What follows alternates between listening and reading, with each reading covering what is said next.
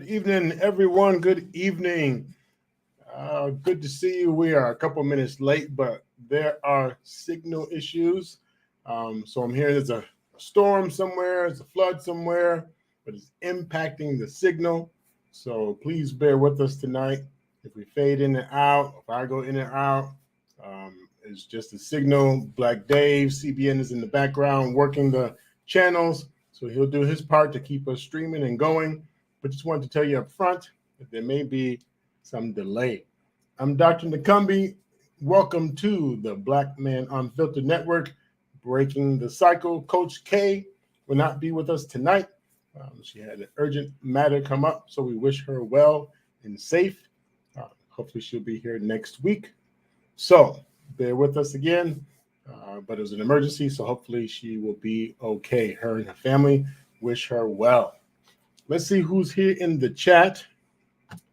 And we may actually have a special guest. We're trying to work again with the signal and try and get up someone tonight who's also talking about goal setting and keeping it real. I believe all of you already know her, Embrace the Grace. So Embrace the Grace. We're trying to get her on. Again, signal. She was here for a second, so please bear with us. She may pop back up. Meanwhile, let's see who's here. And I'm in one of those moods tonight. Talking crazy, having fun. So let's make it happen. And do. All right. So we have in the house. Boom. Darkness Unfiltered. And so please hit the like button once you arrive. And if you listen to the replay, please hit the like button on your way in and or out. And if you like the content and you have not subscribed yet, please do so. Please do so. So tonight is part 2, let's say 1.5, because next week, Coach K, we were still cooking about setting goals. Not so much New Year's resolutions, but actually setting goals and being successful at it. But I know lately I've been listening on the YouTube streets here and hearing lots about New Year's resolutions and setting goals. And 24 is going to be the year. 2024 is the year. Now I believe it, but they say nothing changes if nothing changes. Now, I've been saying that for a long time, but I know Sister Sheila. Bravo Sheila, that's one of her lines. She makes it very clear, nothing changes if nothing changes. So I'm wondering how people are going to make all this 2024 magic happen without really changing anything. It's like the brothers who say they're going to go overseas. They're going to go overseas, and then another week you see them here talking from here about they're going to go overseas, and they're done with the sisters and they're going to go overseas, but then yet they're still here. Nothing happens if nothing happens. But the passport application process takes a while, so I get it. They may be in the process.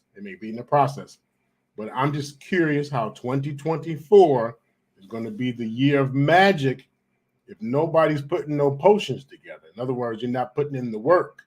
Not putting in the work, you're going to get the same as 2023, minus worldview things, so pending what our government does this year, we'll be part of that. Pending what blah, blah, blah does this year, we'll be part of that. But you changing, I don't see how that's going to happen. Anyway, again, welcome to the stream. We have Scam Likely in the house. Dust, what's going on with you, sir? And if you have a few minutes and want to jump up, please do. See if you... here. If you have a few minutes, want to jump up, and CBN, if could coordinate that link with Scam, that'd be great. So anyway, the goals. So we know 2024 is here. It's winter time. Pending where you live in the country, still either a little bit warm or it's cold. And this is when people say they're going to lose weight, they're going to create goals, they're going to start making money. Some people will move. You're going to go from New Jersey to Alaska, right? But the question is, what do you think is going to go with you to Alaska. Those same behaviors, same attitude, same person, same character, all that goes with you to Alaska. So you might be in a new environment, same person, same core beliefs, same attitude, same promises, same talk. So the only thing that will really change is the weather, location. If you have a problem with people, you're still going to have a problem with people. If you have a problem with business, business problems are really personal problems in disguise. I'll say it again for those in the back, and I learned this from my coach, Dr. Deb Legge. Business problems are personal problems in disguise. If you have a hard time asking your clients for money, that's not just a business problem. You personally have a problem asking for money. If you do horrible with paperwork and organizing and all that business, that is not just a business problem. That is a personal problem with organization, procrastination, and whatever else in disguise. And think about it. Think about it. It follows you. It is part of you. Now, if you work for a business, you work for an organization, you might not have to rely on all of those parts. So in other words, you may not have to do the door knocking. So if you're really shy, not a people's person, but you can crunch numbers, well, it appears that you've been successful with working your job / business.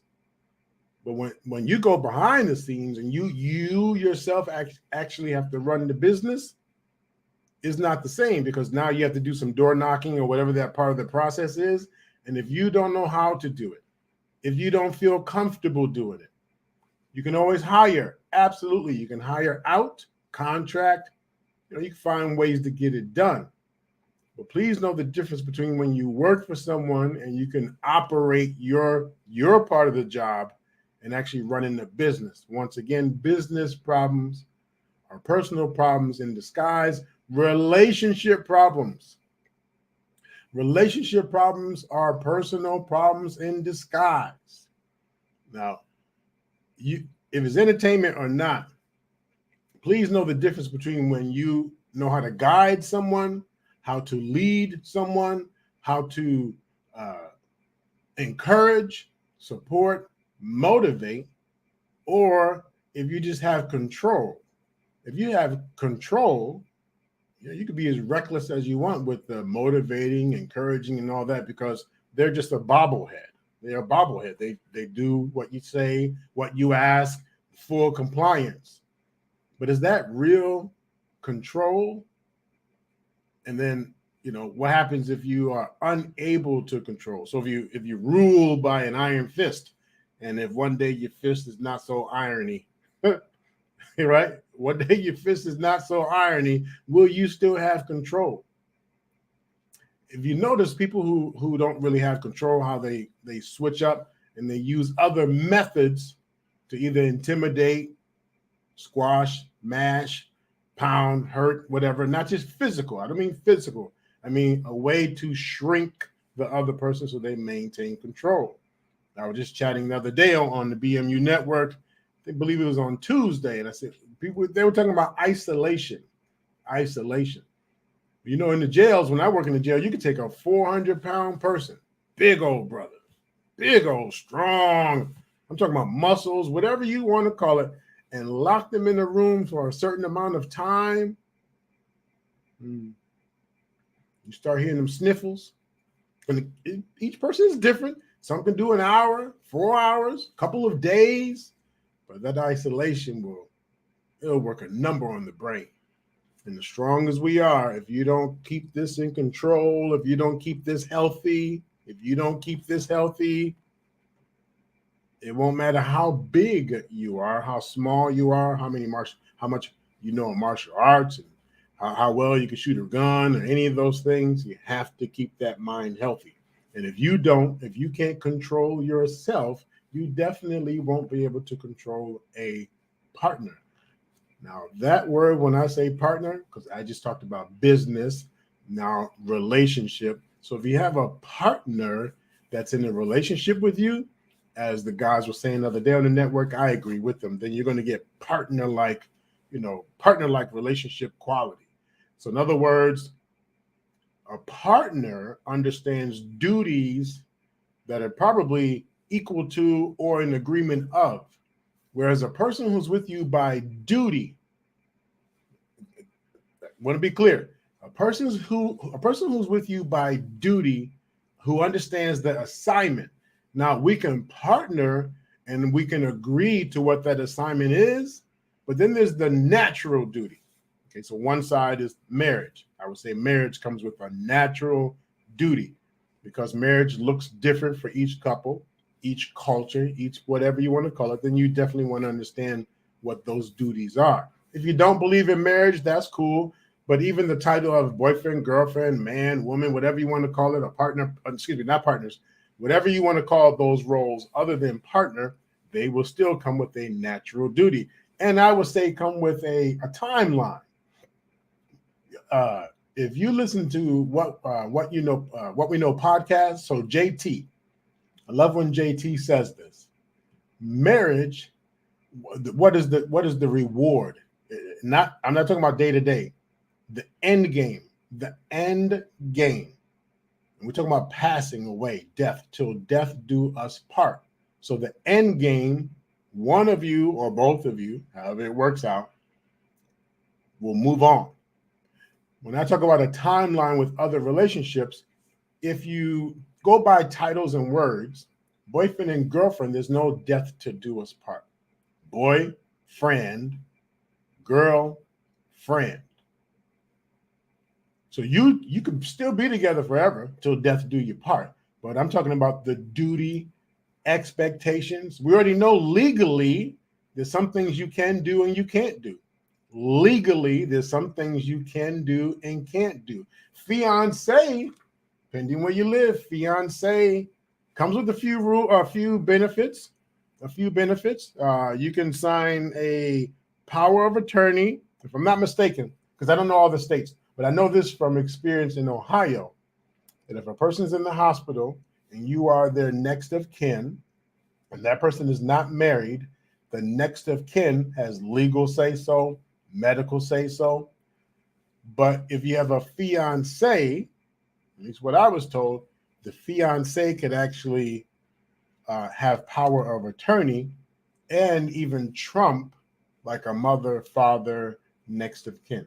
And that was in Ohio. If that's accurate or not, I think it was some shady business with the hospital, but that's Ohio. So some states, the fiance. So notice we still have different levels: husband, wife, fiance, boyfriend, girlfriend. We talk about relationship goals. Are you able to accomplish those goals at those levels? Something for you to think about. The couples who I see, sometimes I hear them tell me, I don't owe you shit. I don't have to do a goddamn thing. I'm not your wife. I'm not your husband. I find it interesting because the sex, the fun, the activities all look the same. The taking care of each other looks the same, but the commitment, why not the commitment? Why not the commitment? Now, tonight, I'm not here to push marriage, but I'm just asking, why not the commitment?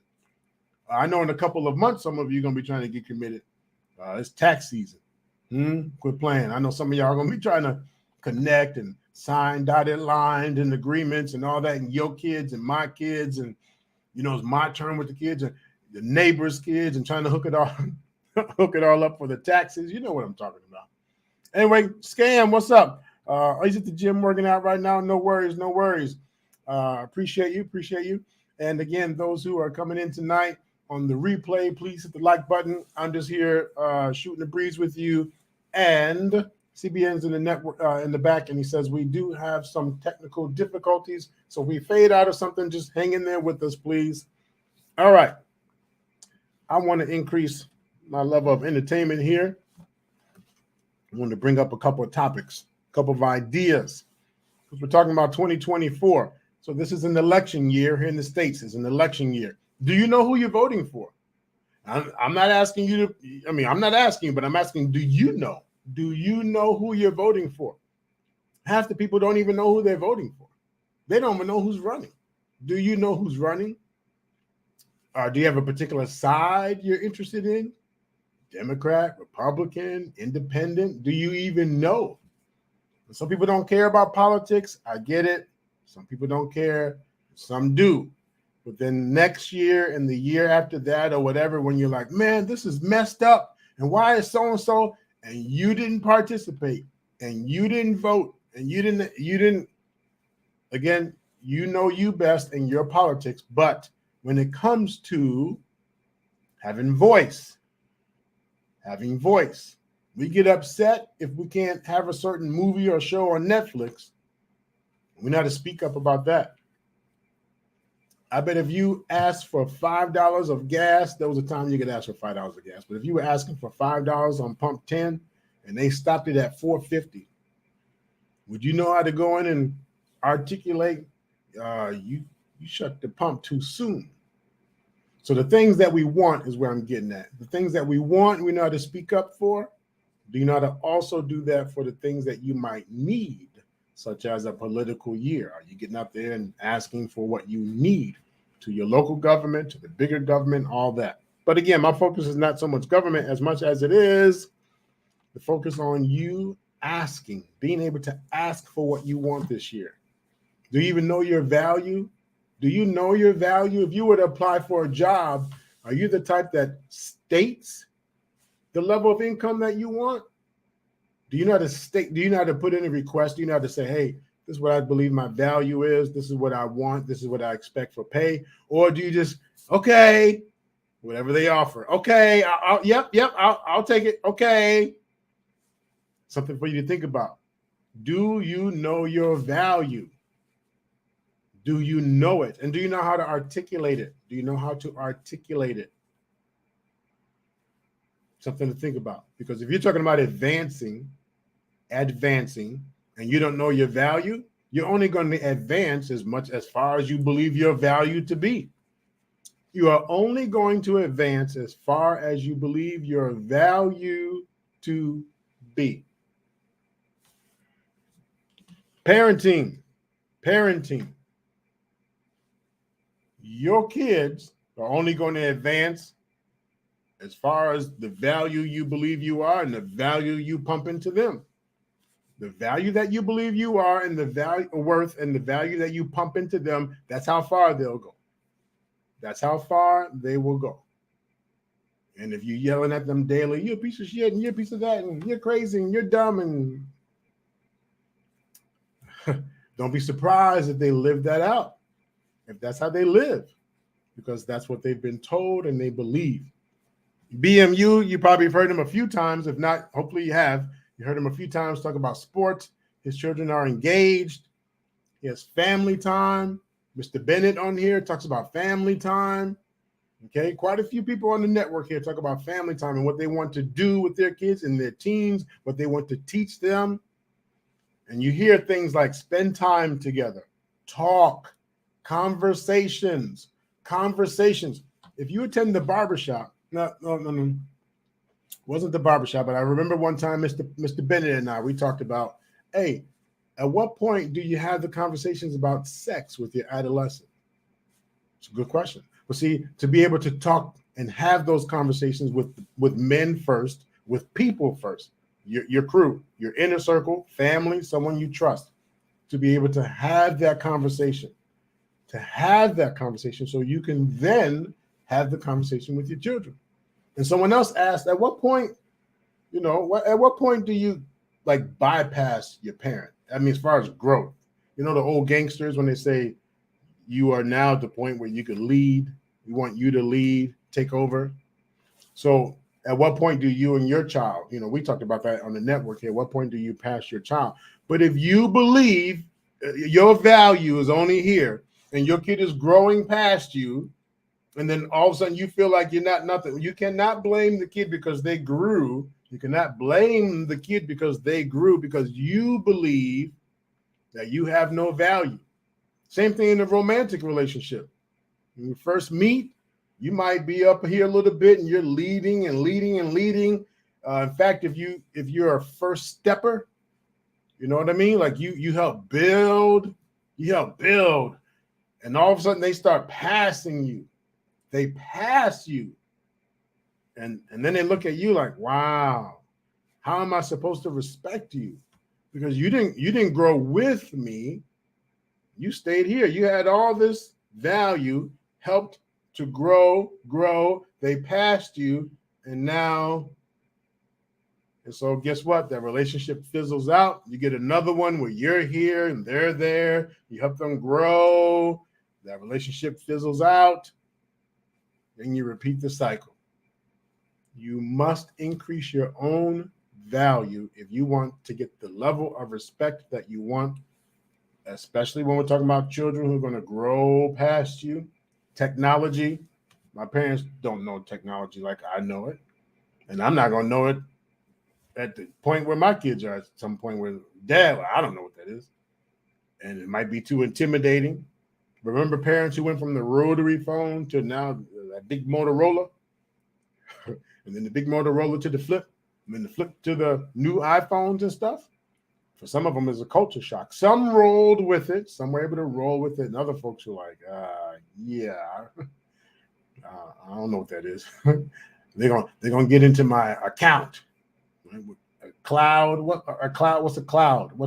My dad is going to be in the cloud? No, I don't want it in the closet. Cloud? No, I'm good because of not understanding. Doesn't mean that person doesn't have any value, but if the world is shifting and they say this is what your value is, this is what we consider to be value now up here, and you choose, that's the tricky part. You choose to stay here. You have some decisions to make because the world will move without you. Time will move without you. Trust me, it will move without you. Now, some will shame you into it. If you don't get one of these new, you're dumb, you're stupid, you're just going to be left behind. And, that's another hope. That's an entirely different feeling right there. Like, wow, they're not motivated to catch up on times because they believe in it. They want it. They're interested. They're only shifting because of feeling pressure, shame, guilt. So there might be a shift. So my question is, if they shifted because Pops, Grandma, I'm trying to tell you, you're not going to be able to talk to me. You don't have no FaceTime. What's that thing? I don't have no FaceTime.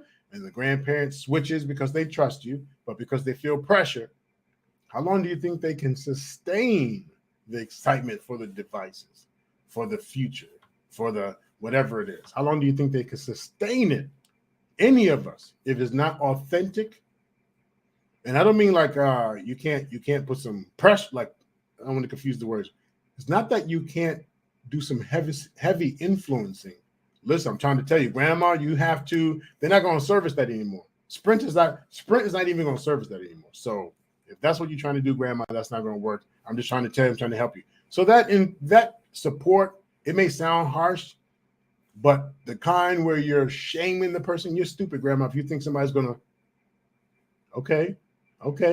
So my point is, if you use that method, you just have to think of how long they can sustain it, because they never wanted to change. They only changed because of your heavy, so to speak.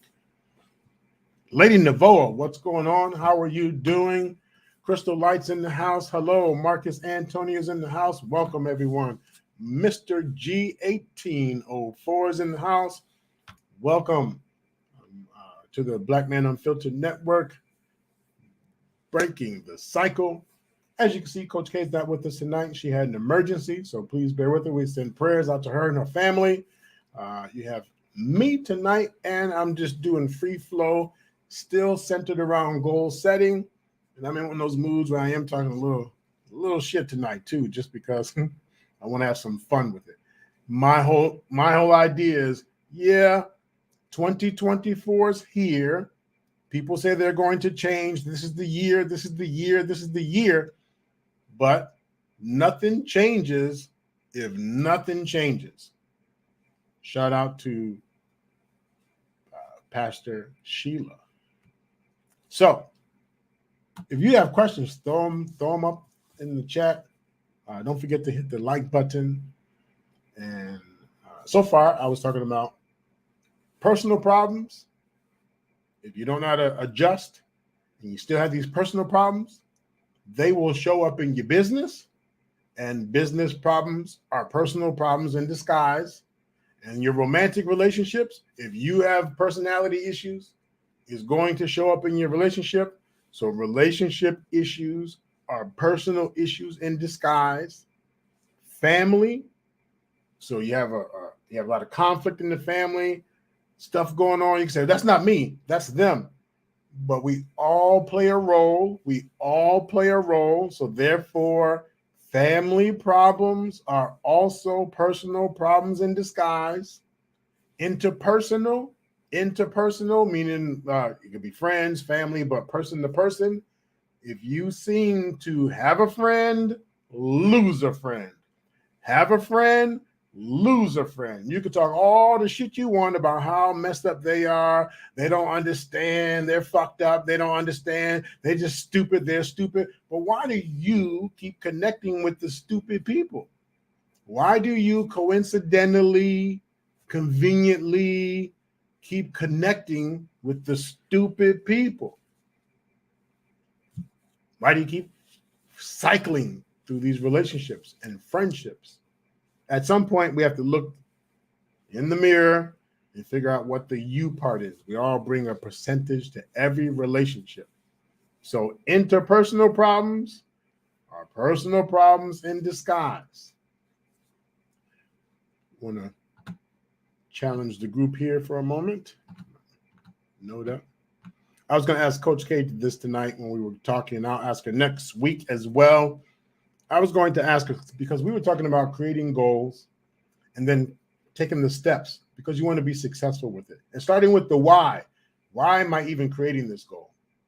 And so my question and the challenge and the pushback to anyone is, why are you creating goals? Do you even need to create them, or are you just following the leader? Yeah, I'm a. Do you need to? Do you need to? And if you need to, why? Why? Why? Is it based on what you want or what someone else wants? Based on what you want or someone else wants? Up here, there should be a balance of shame, constructive criticism, and reinforcement, positive, negative, because unfortunately, society is soft, so soft, and throwing pills and putting diagnosed labels so loosely. Absolutely. But you know, we are contributing to that. Society contributes to that. When you're watching the show and they're throwing words out like they have high anxiety, and you watch all the social media and yeah, they're delusional, and we're throwing out diagnoses, we're introducing, we're suggesting, we're encouraging that people have all these diagnoses and stuff. So then they go to the doctors, they go to the people who double down and say, there you go, there are your pills. So I agree, we've gotten soft, but we actually contribute to that by making all these announcements about people being diagnosed that are not diagnosed. Anxiety by itself is not a mental illness. But we push it until now we have a society where, I have anxiety. Boom. I have anxiety. Get the fuck out. Do you know what anxiety is? It is natural. If I push you in a cage with a bunch of lions or snakes, be prepared to shake, twitch, sweat, and shit yourself. Now, for those of you who can handle it, because there's always one in the crowd, there's always one who could say, I could be in there with 20 lions and 40 snakes. They can lick my ass. I'll be fine. So for those of you who can handle that, great. But anxiety will show up in our lives naturally. One is disordered. When it gets to the point that you cannot function, it impacts your ability to function. That's when we start getting into the mental health side of things. Same way, I just want to say, I agree with you, Marcus. I agree with you. Sensitivities, soft, medications, but it's just reinforced. Everywhere you look, it is reinforced. It is reinforced. Weed. Now, before people get upset, don't talk about my weed. Smoke, puff, do what you need to do. But that is also society saying we have to have the gummies, the weed. We have to have. So as much as we might say the country and the society is soft, there's a good number of people contributing to that. You have to have the weed. Yeah. It relaxes me. It does this to me. I have to have it. Have to have it. Have to have it. Have to have it. Have to have it. Okay. So we can't even function without weed. And I'm not talking about the people who need it medically. Clearly, the people who need it for medical reasons need it for medical reasons. I'm talking about the people who need the recreational marijuana because they might have anxiety. It's rough. So give me the weed. Crystal Light, what's up? Marcus, yep. It's in our human nature. People correlate anxiety with adrenaline. Nice, correct. Sounds like addiction. Yes. Now, there's a debate. Is marijuana, weed, addictive? And if it's a natural plant, so on and so on. Alcohol is legal. Is it addictive? And Mr. Bennett was asking, about addiction last week. Just to retouch on that. The addiction part is when it's impacting your ability to function. The tolerance level. You used to be able to handle just a couple of whatever, and now you must have. Like you get physically sick if you don't get up to that next level. And the body can only handle so much, depending what the product is. It can only handle so much, and then because your withdrawal to it, if you try and stop, the whole world is rocked. Now we're in the addiction area. We're in that addiction zone because the tolerance has changed, the withdrawal ability has changed. It impacts the functioning. Can't get up, can't drive, can't do this, won't do that. That's when it becomes a problem. And whenever I ask someone, even with the recreational weed, can you stop for a month?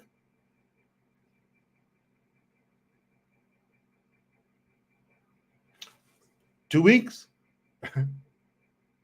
No. Just 2 weeks? Can't. No. So they'll deny it. I'm not addicted. That's what we call addiction. But anyway, I don't want to focus on the product. If people use, they use. But please understand, the same way I say that M&Ms, Pringles, or any type of food, or any of us that talk about women or relationships have to have me somebody, have to have somebody. Sex, codependency, all that contributes to people not functioning, being softer, being more sensitive. If I don't have. So just something to think about. Addiction. Again, welcome if you're listening to the replay. This is the Black Man Unfiltered Network. I am Dr. Nakumbi, and the show tonight is Breaking the Cycle and part 2 to Creating Goals. Coach K was unable to make it tonight. She had an emergency come up. So we'll probably do a 2.2. I'm just touching base on some of the points that I would have made or some additional conversation in regards to what we were ending with last week with Mr. Bennett, Trey, and we had one other person, and Bass come up. We were going to have Embrace the Grace. She was going to come up. Don't see her yet. I know there was some connection issues. So again, thank you for coming and joining us tonight and listening, or whenever you're listening to the replay. I won't hold you too much longer. I have a few more points I'd like to go over. And if you want to come up, please let us know. Just send something in the chat there to say you'd like to come up, have the conversation. I'm open to any questions, open to whatever we feel we want to talk about. I have a couple more points. My main point is 2024 is the year of change, but nothing changes. If nothing changes, shout out to Pastor Sheila. And if you think moving to a different state or different location, you're going to change, that doesn't quite do it because you take you with you. And so even though Coach K and I were going to talk about goals and starting at a good spot, like maybe an easier spot, and really identifying the why. A lot of people don't even know the why. They don't know who they are. They don't know what they're doing other than just living routinely. Wake up, eat, do whatever, go to work, do whatever, shit, go to sleep. Routine. Listen to some motivational songs and those speeches. Get up, do it. And in the moment, people temporarily do it, but they don't sustain it because that why. Well, I did it because, and then in addition to maintaining the why, you have to take care of yourself. You have to get your mind right. If you don't have the ability, it won't stay with you. It will not stay with you. Any gentlemen ever have where you've been so strong? Remember E.T. or some show where everyone the Titanic, Jack, or whatever, some sob story, and the guy was sitting there like, this is some bullshit. And now years later, you watch one of those dog commercials for 79 cents a day, in the arms of the angel, and you're crying for the dog commercial, 79 cents a day. You don't know what happened to you. You don't know what happened. Not even realizing, check this out, not even realizing that the what happened was this. Before you could see blood, before you could see someone who maybe got shot, before you could see a car accident, before you could see a fight, never really fazed you. Never. And then one day you get sick. Pneumonia, the flu, the pandemic got you sick. Not the pandemic, but you got sick. And it was such an experience. You weren't sure if you were going to make it. And you tapped into that world of vulnerability and fragileness.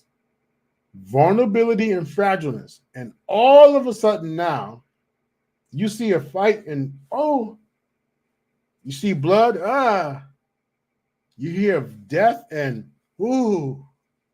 See, because sometimes we think there had to be some drastic change. I got soft. You got soft. Well, I apologize for getting pneumonia.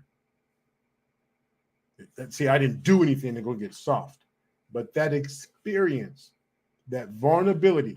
Now, again, I'm not talking military folks or anyone who's actually witnessed death. They witnessed, they're out in the field. But there's some training involved and there's some conditioning involved, and they work with it. And then there's some people out there who they can do it for a certain amount of time, and then they have to pump the brakes because they're starting to, PTSD and nightmares, and it's interfering, and they can't stomach it like they used to. So that's age and old people. It can happen to anyone. So please keep in mind that vulnerability can kick in, fragileness can kick in, and it doesn't take some major like you got soft or you became a simp. That's not how it works. That's for some. For the majority, that is not how it works. All right, let's see.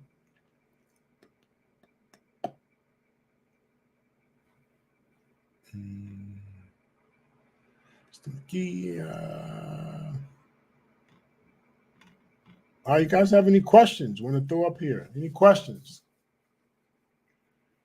I have one more point that I'm going to make about that why. I'm still talking about the why. I haven't forgotten. I'm just slowing down. So the why. Do you know who you are? Do you know what you're made of?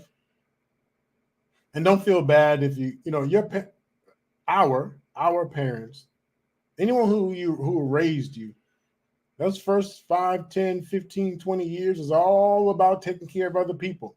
Remember being like the human remote? Go get that, grab that, do for.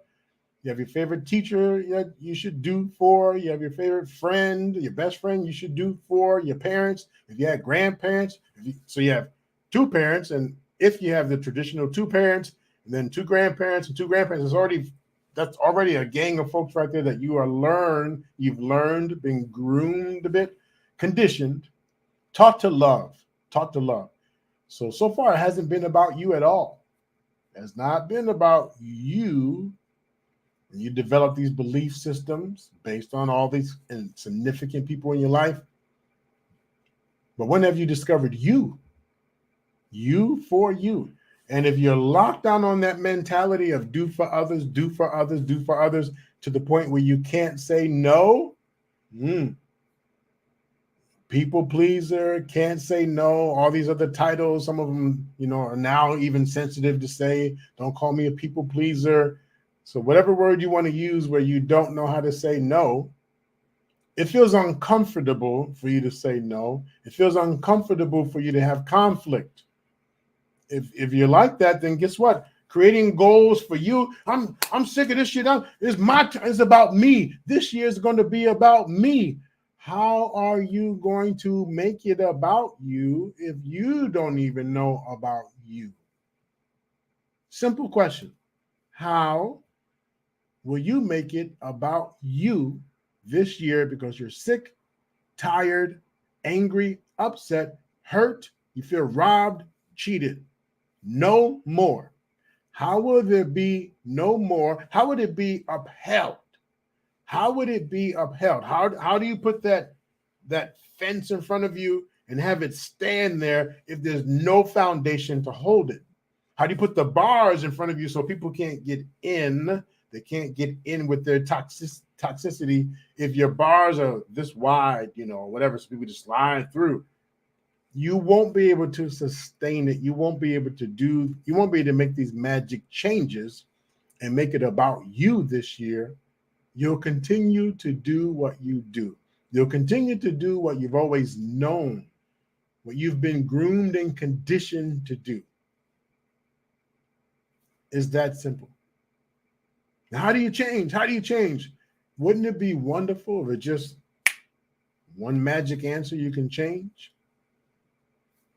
And believe it or not, I won't say one magic answer, but there are some steps you can take. First of all, awareness. Let's look at awareness. Are you even aware of your behaviors? Are you aware of your behaviors? Do you even keep track?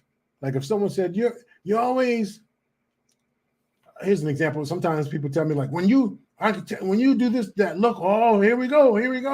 I'm like, no, I don't. Well, all I have to do is watch the replays, and I can see when I'm squinting and when I'm not. So then it's about denial, because if I see the squinting and I'm still saying no, maybe it was that episode. I watch another episode, well, maybe it was that topic. But after 3 or 4 times, in fact, I say, first time's an incident, second time's a coincidence, third time's a pattern.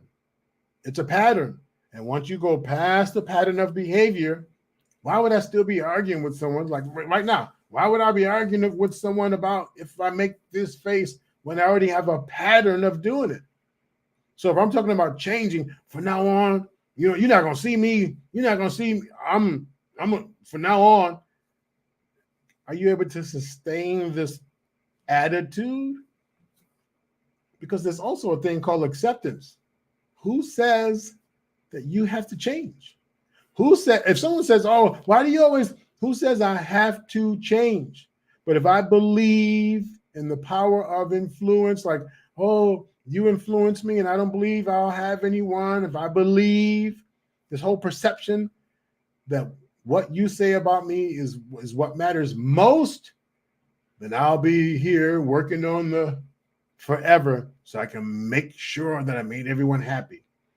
And then the week after, when someone says, dude, what's wrong with you? What's up with all this? Huh? Oh, well, I'm switched. Oh, come on, make up your mind. Make up your mind. And I don't mean make up your mind like who you're going to follow. I'm talking about you. You, be you. But do you know who you are? It's hard to pick if you don't, what's your comfort? What is your comfort? Weight. lose weight, gain weight, lose weight, gain weight.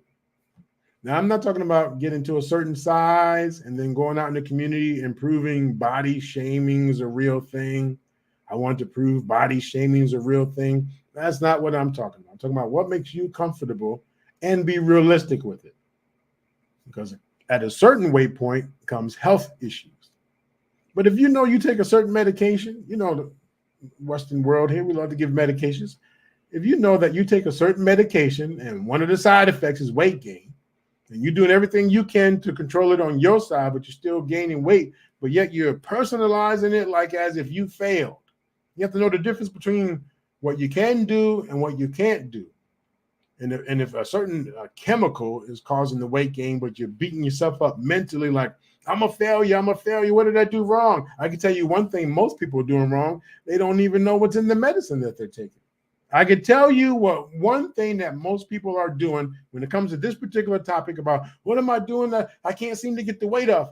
Well, not just the food you eat, because, of course, if you're eating chips or M&Ms and Pringles and all that, of course. But I mean, I've been eating healthy and I've been working out. Have you been doing the right workouts? And did you realize even some of the healthy stuff that you eat may have an adverse reaction to your body? Do you even know your DNA?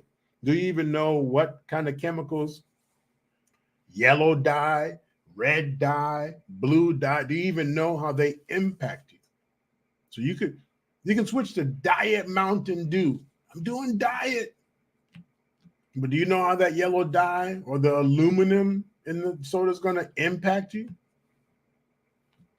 You know, you cut this back and you cut that back, but you just put a little salt on it, just a little salt on it, just a little bit. You know, you want to get the flavor. So even though you switched up, did you know how it was impacting you? Gout. And I'm talking about the young folks too who get gout. If you don't know what it is, look it up. G-O-U-T. G-O-U-T. Look it up. It's a medical condition. It'll make a grown man want to drink and a grown man want to cry and the preacher want to drink. The pain. The pain is like taking a sledgehammer. Bam! And you can do all the work to make sure you get the medicine to manage the pain and not even realizing that you are contributing to the gout attacks every single day by what you are eating and drinking. Again, you can work your butt to get to the right doctor, do whatever you need to do to get the medicine, to deal with the pain. Well, why does it keep popping up? Not even knowing that something as coffee, soda, caffeine. Caffeine, if you look it up, you'll know what I'm talking about. Caffeine impacts gout.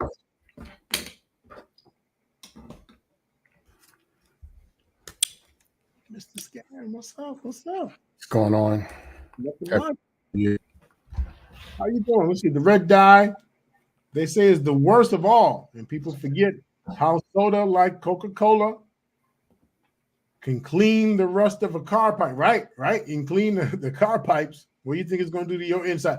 And even be honest, because even like this Gatorade, and I'm not slamming any particular company, but you know, even these things, delicious, only to find out there's chemicals in here. And I know we can find a chemical in anything and everything. I get it. We can find a chemical and make it a reason for whatever. But that's part of my point.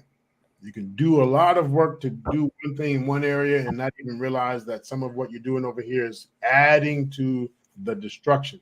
Do you know who you are and what you're doing in life? Let me pause there. Scam, what's going on? Good to see you. All is well. How's my mic sound? You sound wonderful. For quality assurance, you sound great. Cool. How was your workout? Yeah, all is well. Had to force a second workout today. So okay. Give it a little extra push. Yeah, I got some unrealistic goals. By the summer. What's the unrealistic goals? I set an unrealistic goal a couple of years ago. I weighed in 190, and I actually got down to 190. Okay. That's weigh 185. And then I put 180 on my board, like just put something unrealistic. And I actually did reach 179 at one point. Okay. It wasn't realistic. Is that good or bad? Good. Okay. So new goal is by the summer, run 4 miles in 30 minutes. That's the new unrealistic goal. Did it in 31 Hold last. on, hold on. I don't mean to laugh. Hold on. You're gonna hold on. You're gonna do 4 miles in 30 minutes? Yeah, I did it in 30:52. My prime last year. I mean, I believe you if you did it, but I'll have to see it. I mean, that's the point is, if it worked out, it worked out. But I hear you. You sound like you honest about working your program. Man, that cracked me up. I just caught it 4 miles. And then the weight thing you got down. Oh man, I don't mean to laugh. It's just sometimes you crack me up, man. It's the weight thing you got down. Yeah, I most got the people want to gain weight. 179. Yeah. Most people want to gain. I want to lose. Right. Man, isn't it crazy how some people make up these goals and stuff and then swear by it that they did it and were successful. And then the people who eat it up. One time I was arguing with somebody on this YouTube and I thought, wait a second. What am I doing? I'm arguing with someone who's throwing out some whatever they're just throwing out there. Why am I? Anyway. Well, I'm a troll, so I get used to that with all that kind of stuff. So yeah, that's just the norm. Right. So what do you think the number one reason is people don't succeed in accomplishing these goals that they create? Planning, discipline, confidence, activity. Mm-hmm. Sometimes just throw a goal out there. Okay. There's a why. Like, why do you want to reach this goal? When do you want to reach this goal by? How do you want to reach this goal? And what are the daily activities broken down slowly? And what is your metrics? And this is for the tangible goals. Those are the easy ones to meet. Right. Easier. Mm-hmm. Something that's tangible or they got numbers attached to it. Meaning, right. if you do this activity, you will meet this, such as losing weight or like bench press or push up, something like that. It's got numbers attached. You know, you can do 41, trying to get to 95. Okay, what do I do? As you're tracking it, okay, now you're at 46. Now you're at 57. Your bench press at 220. Okay, 240, 250, 260. You might get stuck at 265. Right. What do you do? Okay, switch to the bar, go to the dumbbells, go to push-ups, go to incline, got to alter it, then go back to, but it's tangible to where you can see it, you can track it. Right. But if you got goals like, I want to be more influential or something, that's not something that's trackable. You mark on the board. I was 37.6 units of influence or motivational goals, like the person you want to become. That's harder because it's not as trackable. Right. But you still have to do the daily activity. You still have to do the work. You're still gonna fall and have hiccups. Right. But yeah. So then how do you know if you've reached those goals? I mean, who's the determining factor? What's the determining factor? For example, I was a supervisor in 2018, December 2018 to May 2020. And I had things I'm good at. Managing, moving work, training, development of people, easy. I had a goal of where I wanted the team to be in 12 months. I did it in like 5. I had a good team. But then how I was able to move, do what I did, and had support, and came up with stuff on the fly, outstanding. Nice. Then it was time to manage emotions. Team full of females. And the fact that I would say it like that, team full of females, I didn't know that you don't supposed to say stuff like that. There's stuff I just didn't know. And as far as certain communication in the workforce, so you could think you're doing something right, doing something wrong, and pushing all this stuff. And the solution is active listening. Did I listen? No, not really. Only one layer, maybe the second layer, then I was done listening. So I remember taking an emotional intelligence class in 2019. And one of the things the guy was saying was talking about empathy. And I was telling him, hey, I got this issue. People talking through the emotion this, and he was like, I tell you what, let's do a role play. I want you to be the emotional person, and then I'm going to be you. You ready? Go. And it was silence. I couldn't even be the emotional person. That's how disconnected I was. Like, you can't even do it. You lack empathy. and that kind of ate me alive for a minute. Months later, I took a second class. Mm-hmm. It was so simple. It was like this exercise. You're going to pair up with people and tell them about a problem that you're having or something that made you upset. And I don't remember what the example was. And the person listened. Then we go around and explain what was heard and whatever. And I asked a question. Like, the person told me something. It's like, okay. One or the other, because we're all supervisors, the person said, "You like apples or oranges?" I was like, "I like oranges. I don't like apples." Okay. Right. If you open the fridge and there's apples, do you care? No, I don't want apples. I want oranges. Somebody else wants apples. So understand that those oranges to you are the apples to someone else. Mm-hmm. Pow, it clicked. Kept Mm-hmm. applying it, eventually became a way more effective listener. Mm-hmm. I can't write it down. Yes, I listen at 4.6 decibel. No. Right. But you can just keep doing the activity and keep doing the activity. Ask more questions, listen deeper. Just keep doing it, and eventually the results are come. Mm-hmm. You also got to be confident in believing that the results are coming. Otherwise, you're going to cheat yourself. But eventually, one day, I was a decent listener. Still working on it, trying to get better. Mm-hmm. Well, when you say better, how do you know you've reached better? I mean, because if it's about something you can't add up, right? So you don't see the number. I didn't get to 100. I didn't get to 99. How do you know you actually accomplished it? Because someone else said you're a better listener? How do you know? People used to only call me and ask certain questions and expect certain answers, and they were top layer only. Now in conversations, I can go deeper because I listened to what they said, and they're telling me they see a difference. Mm-hmm. Now, lots of people who would never call me to ask stuff or share stuff are calling me, and they're actually, because usually if you don't listen to them, they ain't gonna listen to you. Right. So you see the now, level of engagement. Everything is going 10 times deeper, right, than what it was. Greater opportunities, deeper conversations, greater influence because people hear that hear that you're listening. Okay. And it answered a 10-year-long question that I always had, and it cost me one of the best girlfriends I ever had. Mm. When a person just wants you to listen and you're a problem solver, what's the problem? I finally figured out the answer to that, maybe 2022. And it took forever to understand that, and cost me a girlfriend.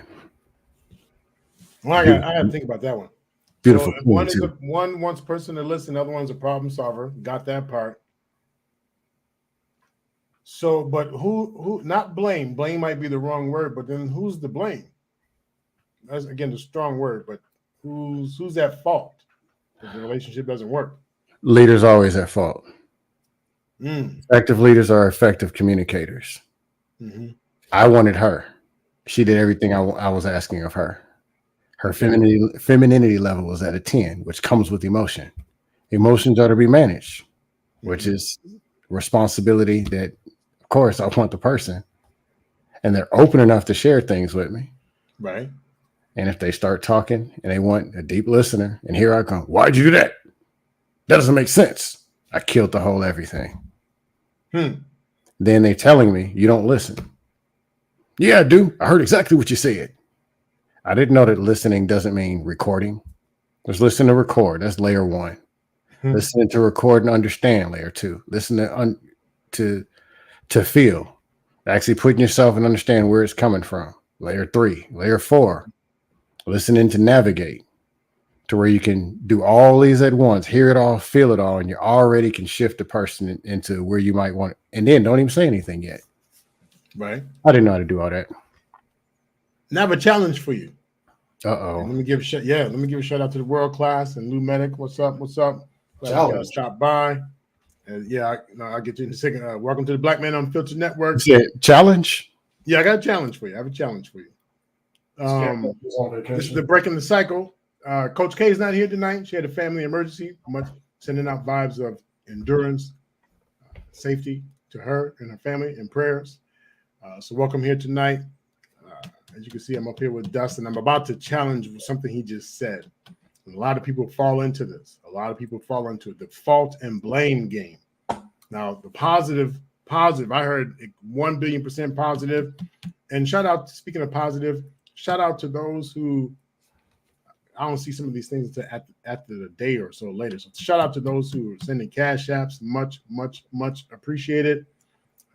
So, and then, I don't know if people want to be called out or not called out, but you know who you are. So thank you. And I'll catch up with you. So if you want me to announce, I have no problem doing that as well. I want people to know that you are supporting. All right. I heard a positive story. You learned active listening, and then it took some time. It even cost you some things. Okay, got it. Relationship, she was feminine times 10, and I'm the leader, problem solver, did not engage in the best listening, and rah, rah, rah. And then eventually that killed the relationship. I plead guilty of all charges. Okay. I wonder how she got her femininity to a 10. And the reason I say that is because, we don't have to go back to childhood and all that, but the reason I ask, I wonder how she got her femininity to 10. And if it's that high, then what must this person be in order for her to feel safe? How? So can she ever really have a leader that's going to enforce? Again, how did she become so feminine? I don't mean like she has some traditional ways or new ways, or she's very kind and sweet. I don't mean kind and sweet as in kind and sweet. I mean kind and sweet as in, I believe that's the way to keep you happy, sir. I believe that's the way to have someone in my life, sir. And I don't mean a robot or a doormat. Again, just wonder how she got to that level of femininity, excuse me. But then the person who's with her, of course, she's wanting someone who can protect and lead and listen. But the times when it appears that you're not listening, then you're not a good man. I have some pushback with that. I actually don't. I actually just plead guilty to the charges. Okay, and that's fair. That's fair. The reason I plead guilty, I can't necessarily beat up myself for what I didn't know, because all you can do is from what you know. Right. But after becoming the listener and becoming a better communicator, now I see that picture over again, and I would present a different person in that situation that matches that situation. Yeah. And I would see why a person would not want that person in that situation. I actually understand it. That makes sense. The challenge. The easy way out is just blame the women's, but that's the easy way. Something wrong with them.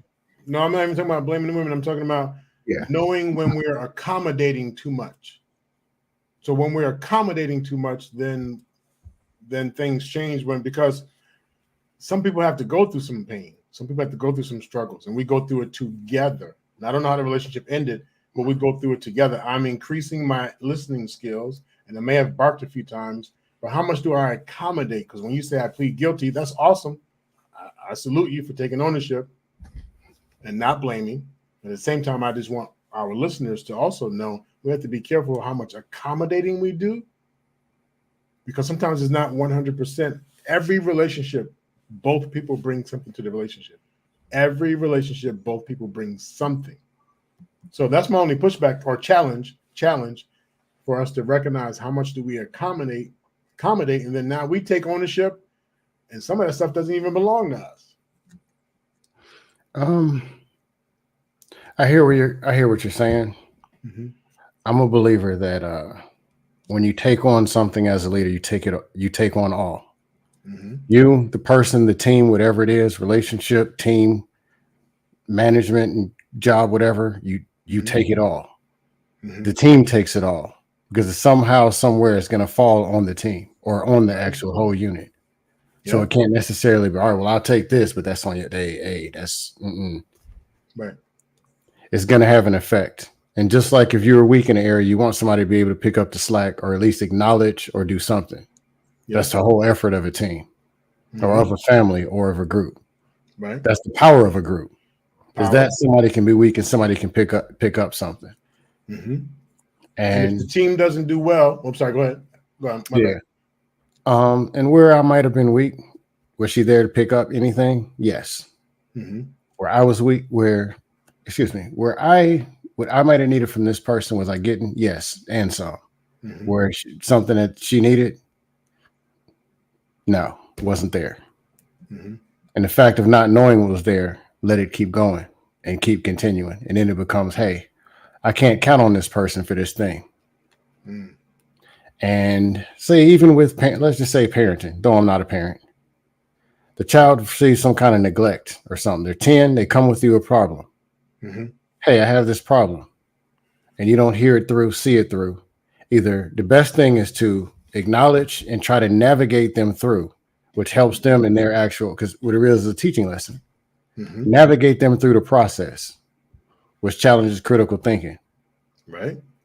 Knocking it out yourself, that's coddling, because then they'll never have to do it themselves. But helping to navigate them go through the process. Okay. But if they come through, to the parent, hey, I got a problem, and shame or neglect or one of those things, they may believe that they can't come to you for the problems. Right. Some of them are aware at 10, you can't solve this problem. Or I just don't like him, and I would rather suffer than go to him and deal with this. No, but do me a favor, let's identify these words, because the actual definition of shame is something idiotic. Okay, so the definition of shame is that means the person engaged in something intentionally idiotic. So what behavior is that parent doing that's shaming? Just give me an example. Okay. Trying to think of a 10-year-old problem. Or the parent problem, because the parent's doing the shaming. So so we know the word shaming, but what is that behavior that they're doing? Because at 10 years old, there's some things I believe you should know already. And it's probably, I need to take some ownership. If some things you haven't learned, I probably need to take some ownership. So it was my fault that I didn't teach you, but then I'm telling you how stupid you are. That very thing that you just said. Yeah. They're coming with a problem. That means it's a problem. And yes, there's at 10, you should, but what if it takes this person to a 12? Right. What if their number was actually 12?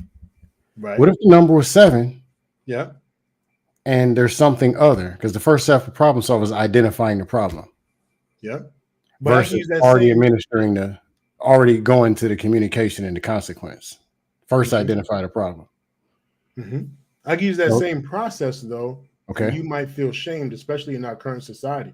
So if you came to me at 10, but you might develop you might be a better developer by the time you're 12. And I say to you, you're 10 years old. Okay, first of all, that sounds shaming. I'm sorry I didn't meet the matrix at 10, right? So that I get that sounds and feels more shaming. But I can use that same method and say, hold on. Son, I don't mean to sound harsh, but there's some reality stuff here. I have no problem with you being 10 years old and not knowing that, but you have some work to do. And I'm going to leave that up to you to figure it out. It's like when they told us, you can't know how to spell a word, get a dictionary. I always thought, well, if I can get a dictionary, if I knew the word, I wouldn't be asking. So I hear you clearly saying the person's asking for help. The 10-year-old finally mustered up the courage to trust their parent. But what I want to do is slice it and say, yep, there's a trust issue, because thank you for just now teaching me that I'm an idiot and I would not be safe going to you. So that's one thing. But the other part is, no, you are safe. But son, I need you to learn. I want you to learn. I'll teach you that everything won't come with a soft glove. So that doesn't mean you're not safe. It just means that we're going to help push those critical skills.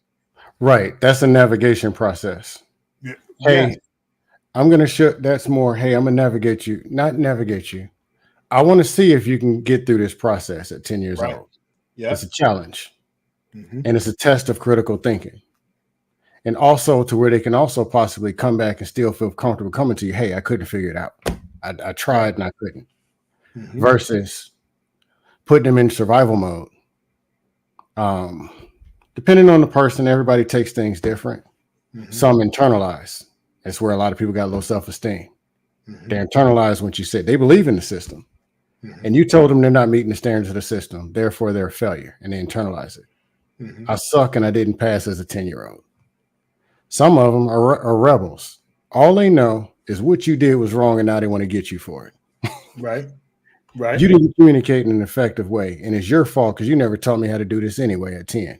You suck. Mhm. I don't Mhm. like it.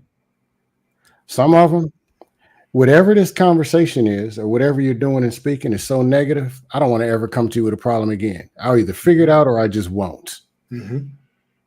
I I think the agree with last one you. is probably my personality. I don't want this negative energy. I don't even think you can handle the problem yourself. Right. But I know I can't come to you because I'm gonna hear this junk. So let me go out somewhere else and try to figure it out. Let me know how I that works can't for come to you. you. Yeah, you got awakening waiting for you, because here how we do it at home. If you feel this is too much for you, I totally understand, and I'm willing to adjust. But at some point, wake up, because it is not like this in a society with people who are not feeding you, not clothing you, not taking care of you, not making sure you get your medication, nothing. But because the tone, or because my reaction, or because you didn't get what you want, part of that would be part of that natural development. And I'm willing to work with you. And in fact, when you start to pick it up at 12, I want to come back with some celebration. Oh, son, I'm really proud. Like you, I see you're developing, you're really coming together. And I'm glad you came to me. So I want to add that celebration and support. But the only thing I want to add to what you're saying, the biggest thing I want to add to what you're saying, especially in the society we live in, where everything's mental illness, everything is soft, everything is pop a pill, everything's being mean. When you go to a school where they encourage you to go to a counselor instead of a parent, to go to a so-and-so instead of a parent, and then if I say, well, oh, wow, you're breathing heavy, huh?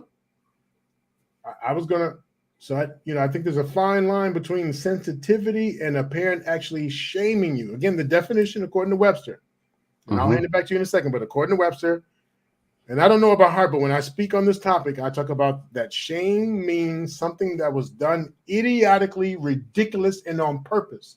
So even when a drug deal, That's more what I'm referring to. Yeah, same. We're on the same page. When a drug addict takes money from grandma or grandpa, that was idiotic. What were you thinking? But in my addict mind, I was thinking survival. When I'm clear and sober, me myself will say, damn, that was messed up. So in my addict mind, I had an act that was shameful. In my sober mind, I know better. And if I don't know better, I'm at least open to apologies. So taking that same thinking, I don't like when people, not you, but I don't like when people get confused and feel like you were shaming me. But that same conversation in the courtroom, yes, Your Honor, I understand, Your Honor. That same conversation at the job, yes, I understand. That same conversation in the relationship, I got it, I still want you, babe. But why that compliance with them? Why that compliance? Why it not be so shameful? So I think people take advantage of that word shame or that experience and probably make it bigger than what it needs to be. And I would like parents to be more aware, or as the SEDS will say, more conscious, to be like, whoa. You know what? I'm noticing this is what Dust was talking about. I think our son, I think he's putting his head. So I need to be able to recognize that. That's the other piece. If I recognize him and be like, get the fuck out of here. Wow. Or I can recognize him and be like, for real, son, I'm gonna let you sit in those feelings for a minute, and then we're gonna come back and talk, because I believe we can do better. I want you to sit in that for a minute. What do you think of that? I like the way you're putting it, because one way is negligent. One way is holding an expectation that you did that hasn't been evaluated, which does put a child in survival mode, versus putting them in, hey, you're going to have to do this to survive, but I'm here for your support. I want you to grow up, and I want you to fix this problem, but I actually still do exist and understand what you're going through. Right. Versus, hey, man, you can't come to me as a parent because I don't like what you said. Because it's not just about the message that's delivered, it's also the message that's received. You're talking about a 10-year-old. And hold on for a quick second. Oh, I'm sorry. Go ahead. You pause. I thought you were going to say hold on for a quick second. I just went, go ahead. Yeah. I think you get what I'm trying to say. I think I get what you're trying to say. And it can put a person in a situation where they know they can't come to you. So when the drug and victim mafia comes, hey, try some of this. Hey, marinating your cell phone all day and be a Dusty. it makes that very more appealing. Right. Because they have their ways of sucking people right on into the victim mafia. Yeah. But you still can come to me, and I'm going to tell you how in a second. Mm-hmm. Let's talk with JVJ. Welcome to the panel. Welcome. Glad you came up. That's good. Let me give a few shout outs. Mrs. She Said is in the house. Mr. He Said is in the house. What's up? That's Welcome. Thank you for swinging through. I know we were Torrance Moore is in the house. Hink in the basement is swinging through. What's up? Glad to have you here.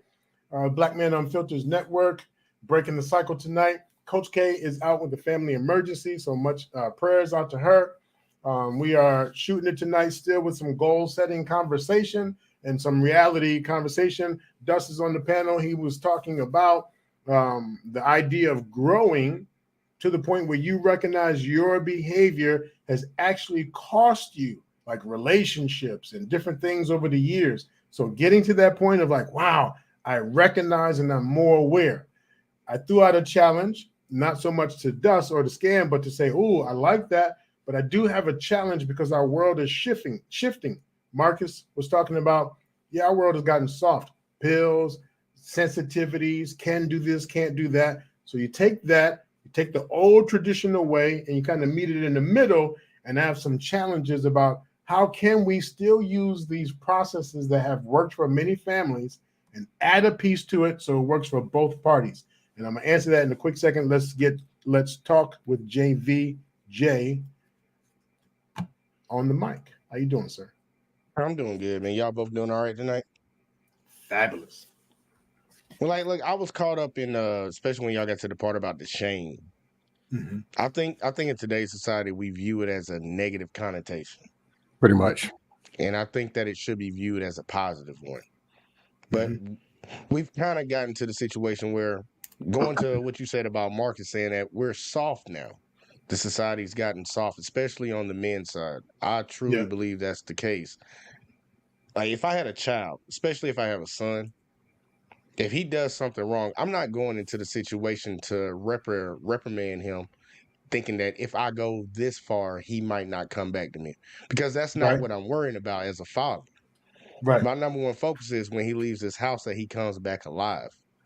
So okay. well, do me fair. Do me fair. I don't mean to interrupt, but here's one of the things. We take a word, not us, but overall, we take a word and we either consider it to be good or bad. Mm-hmm. I would like to break down what is the behavior that you're talking about, shame. And that asks Dust to explain, please, what do you mean by shame? The definition of shame is to do something idiotic and ridiculous. So when you say, it's a good thing, what is a good thing? Something idiotic and ridiculous? What is a good thing? Well, idiotic and ridiculous, like, son, don't steal. Yeah. And then I get a call from your teacher at school or your principal at school that you stole something out of another kid's book bag. You're going to catch shaming off of that. It's completely. What's the catching? What's the catch? What is it? What am I catching as the kid? What is the behavior that's going to feel like it's shame? Well, a lot of kids wouldn't want to you can do it either way. It can happen 2 or 3 ways. You know how you have some parents that actually come up to the school and embarrass their child in front of other parents or other kids. That's one way of shaming. But some kids, depending on how they feel, because everybody feels differently, just you having a conversation with them at home, being very harsh to them, they can consider that shaming too if they have brothers or sisters around. And so that's where I want us to stop. Going to the school is not something intentionally idiotic and ridiculous. You are going to the school to hold your kid accountable. Shame shouldn't even be part of the conversation. The word shame should not even be part of the conversation. Someone might throw it out there. Why did you go to school and shame your kid? I don't know what you're reading into shame. I went to the school, one, because I paid attention. I was parenting. I was holding my kid accountable and showing the school that they have support. That is not shaming. Oh, your tone. My tone was what? It was aggressive. And what was the act of my son? Aggressive. He took something that didn't belong to him. Now, if I beat the shit out of him and did all that and then blah, blah, blah, that's a different story. But as far as me saying, I'm up at the school. Oh, you shamed him. Everyone saw you come into the building. And so what I'm suggesting is we need to get away from when we use, not you, but when we say stuff like mentally ill, anxiety, and shame. We are putting words into shame, the category of shame. But if it was a judge, a police officer, a teacher, a job, a significant other, they weren't shaming. They were holding us accountable. That parent is holding the kid accountable. And one more, not at the school. I didn't go up to the school, but when you came home, I met you at the door with a belt, a bat, and whatever. That's abuse. We went past shame. That's not idiotic or ridiculous. We went into abuse if you mishandle how you use those tools. A bat in one state, as long as you don't hit him above the whatever, is okay. A belt, ignoring in one state, as long as you don't do psychological damage. So my point is, I agree with you. Let's get away from thinking shaming is a bad thing. But then when we add, we can use shame as a good thing. Well, we're almost saying the same thing. I would say remove the word shame and say, I am parenting my child. I'm aware of what's going on. Thank you, teacher, for letting me know. And I'm able to show you support by coming to the school. Is that to be written in stone? No. You actually hit on a great point, because I was coming in it from the position of, okay, the child did something that deserves shaming. But even with you explaining the shaming part on the other side, don't call that shaming. That's reprimanding. That's being a parent, disciplining your child. Right. I Exactly. like how you explain that. Mm-hmm. Dust, you had pushback. No, not pushback. I just got a question. Yes. Did you ever go and find out why the kid was stealing? Good question. This is hypothetical. I get it. No, I get it, but as a parent, would I want to know why that child stole? No, meaning I had a conversation. To investigate that. I had a conversation with somebody because I'm against corporal punishment. Okay. I'm against neglect, shame in the negative term that we use, in the form that we use, or definition that we were using earlier. And I'm against neglect, corporal punishment, and shame in those terms. But if a child, the way I explain it is, trying to make it simple. Talk to somebody in my family. They gave an example of a 5-year-old drawing on the wall. It's like, oh, I'm going to beat him. Whoa, I'm going to get him, fire him up. It's like, why? Because that's going to teach him not to draw on the wall. Really? So were they instructed not to draw on the wall? I'm instructing when I get them. So you didn't even find out why the problem's even happening. You're already in consequence mode. Meaning, now stealing, is it dusty? Yes. But what is it, the whole thought process of why they did what they did? Meaning, could there be other reason or something that doesn't require whatever measure or whatever? But the thing that you're trying to solve is the actual thing of what crossed their mind of the why. The stealing was only the action of what it was that they were thinking. If you change the way that they think, you can change the way that they act. Quick question. Are you talking about the first offense or the second offense? Even the first and the second. Now, second first, I would agree. It's probably going to be some dust. But the first, I would agree with you. Like, I think you need to talk to your children and explain why what they did was wrong. But after you've already conveyed that information and you've made sure that you've gotten it across clear, you have to get to the point of now there's consequences to your actions. Because what you're going to give them in the house is not going to be anywhere near compared to what they might get in the world later. And I'm always under the mindset of protecting my kids from the world. Fair game. So let me jump in real quick. There's one of those. That's one of those things again. You talk to the child. After that, there will be consequences. Correction. The talking was the consequence. This particular method that I use this time is the consequence. And the reason I want to highlight that is because someone else can take that as in, oh, because they didn't listen to you, now you're going to consequent them. No. All of it was a consequence. But my choice in the type of consequence was a conversation. Now we're going to increase the type of consequence.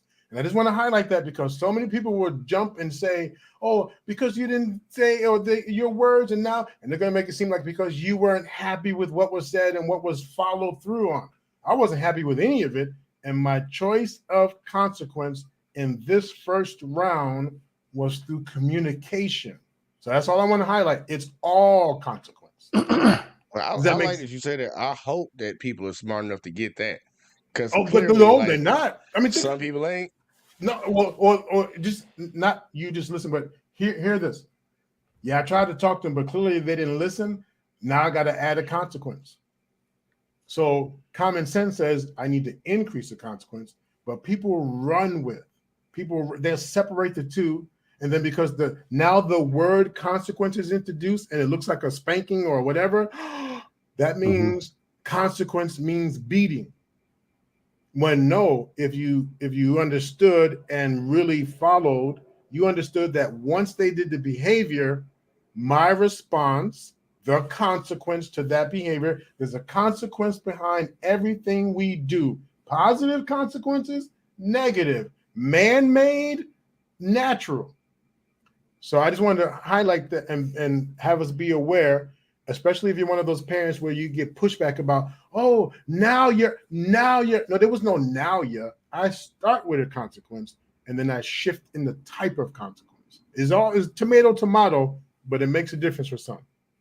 You pretty much giving a verbal clarification on it, so I get that. Like, I was raised with a father in the church and a mother in the church, and I had grandparents all the way around. So just them talking to me, I already knew that was a consequence. But I get your Yes, point because there's people out here that don't get that.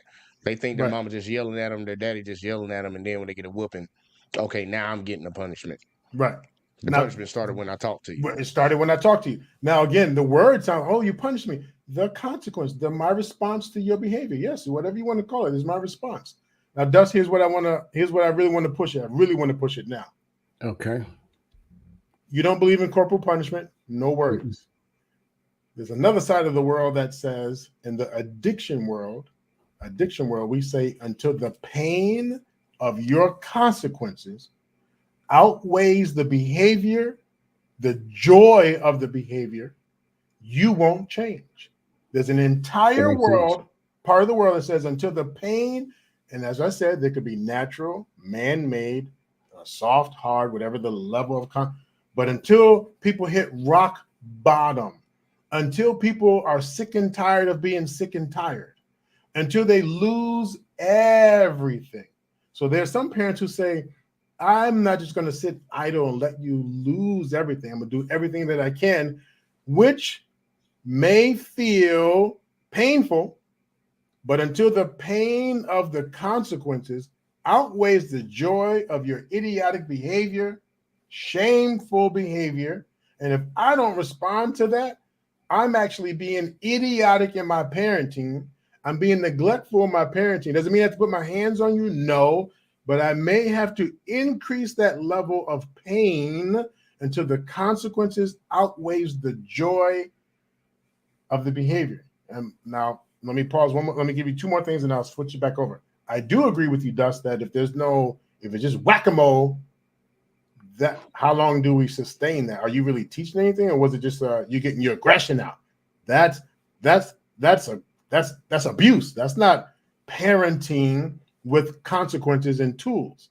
Here's what I suggest. Whichever people's method is, if it's verbal, soft, with tools, or if it's spanking, corporal, push-ups, I also ask that we ask the other key pieces. Before the kid gets in their feelings, before the family members get into their feelings, the schools, I ask that we also teach distress tolerance. That hurt your feelings because I just looked at you? No corporal punishment, just looked at you. But I felt shamed by the look. You felt like you did something idiotic when you stole the phone at the school? It's fitting. But I need you to learn distress tolerance. I need you to learn how to pause, how to breathe, how to deal with the emotions. I need you to understand how systems work, because I am here for you, and one day I'm going to be gone. You have to get into a sob story, but I'm talking about teaching how systems and families work. That's why we have to be careful when the kid is watching. They see every damn thing that we do. When they're watching and you're not being an accountable parent, then the system that they're being raised in is a system of no accountability. Now back to the point.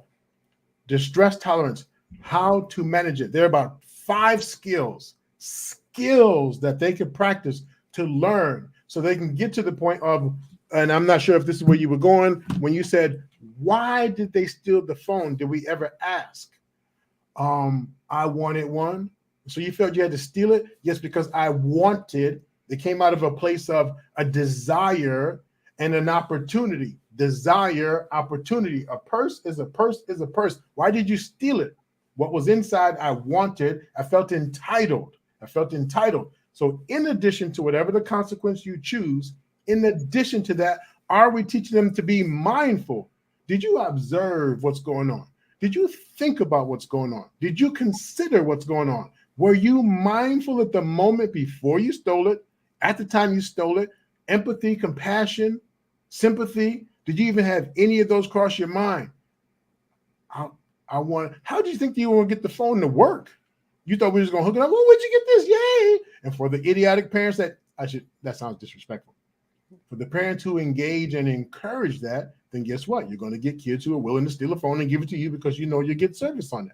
So mindfulness is a tool, whole set of tools of being aware.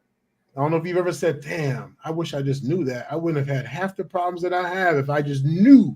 So mindfulness, distress tolerance, or emotional regulation. I know, Dust, you talk about that a lot. Emotional intelligence, being aware of your emotions, how it hurts you, helps you, how to express them. You motherfuckers, that is an expression.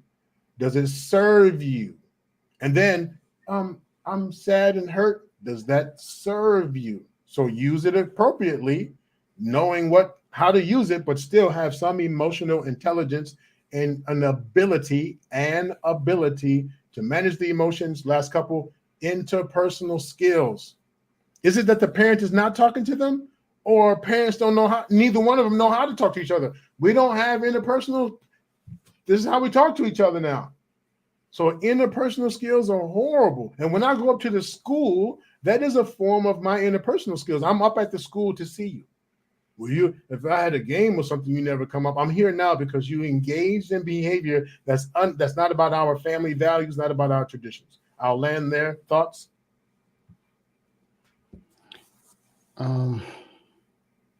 Yeah, I'm gonna keep what I was gonna say because it's gonna drag it off topic.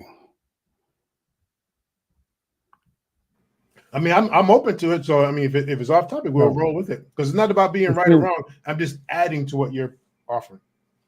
The thing of why is the reason I say to get into the why. 10-year-old does something at school, they steal, they clown somebody's shoes, mm-hmm.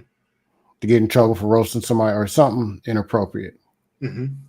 And you go and you really dig and find out why. Mm-hmm. The reason they was roast somebody's shoes, they say, hey, I thought it was acceptable. When y'all was at the family reunion, you was roasting Uncle Tom's shoes, everybody was laughing. Right.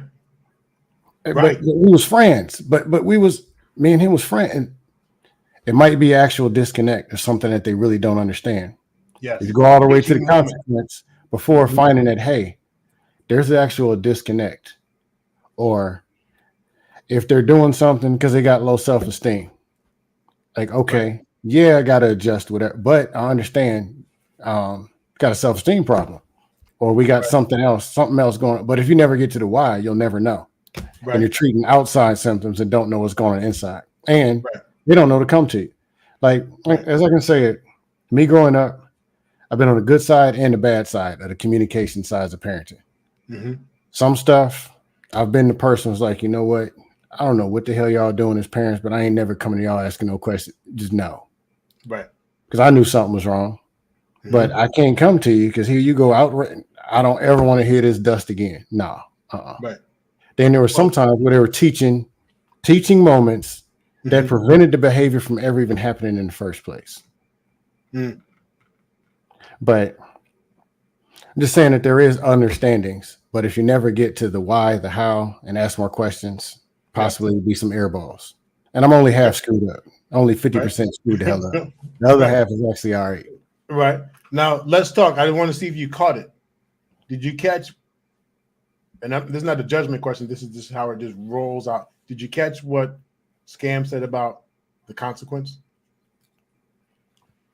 Well, he was more focused on the why than anything. I mean, the words. When he said, now you consequence the kid only to find out there was a disconnect. Mm-hmm. And I'm assuming, Scam, that you meant now you've caused You had a behavior, most likely corporal punishment, or talk to them like they were crazy.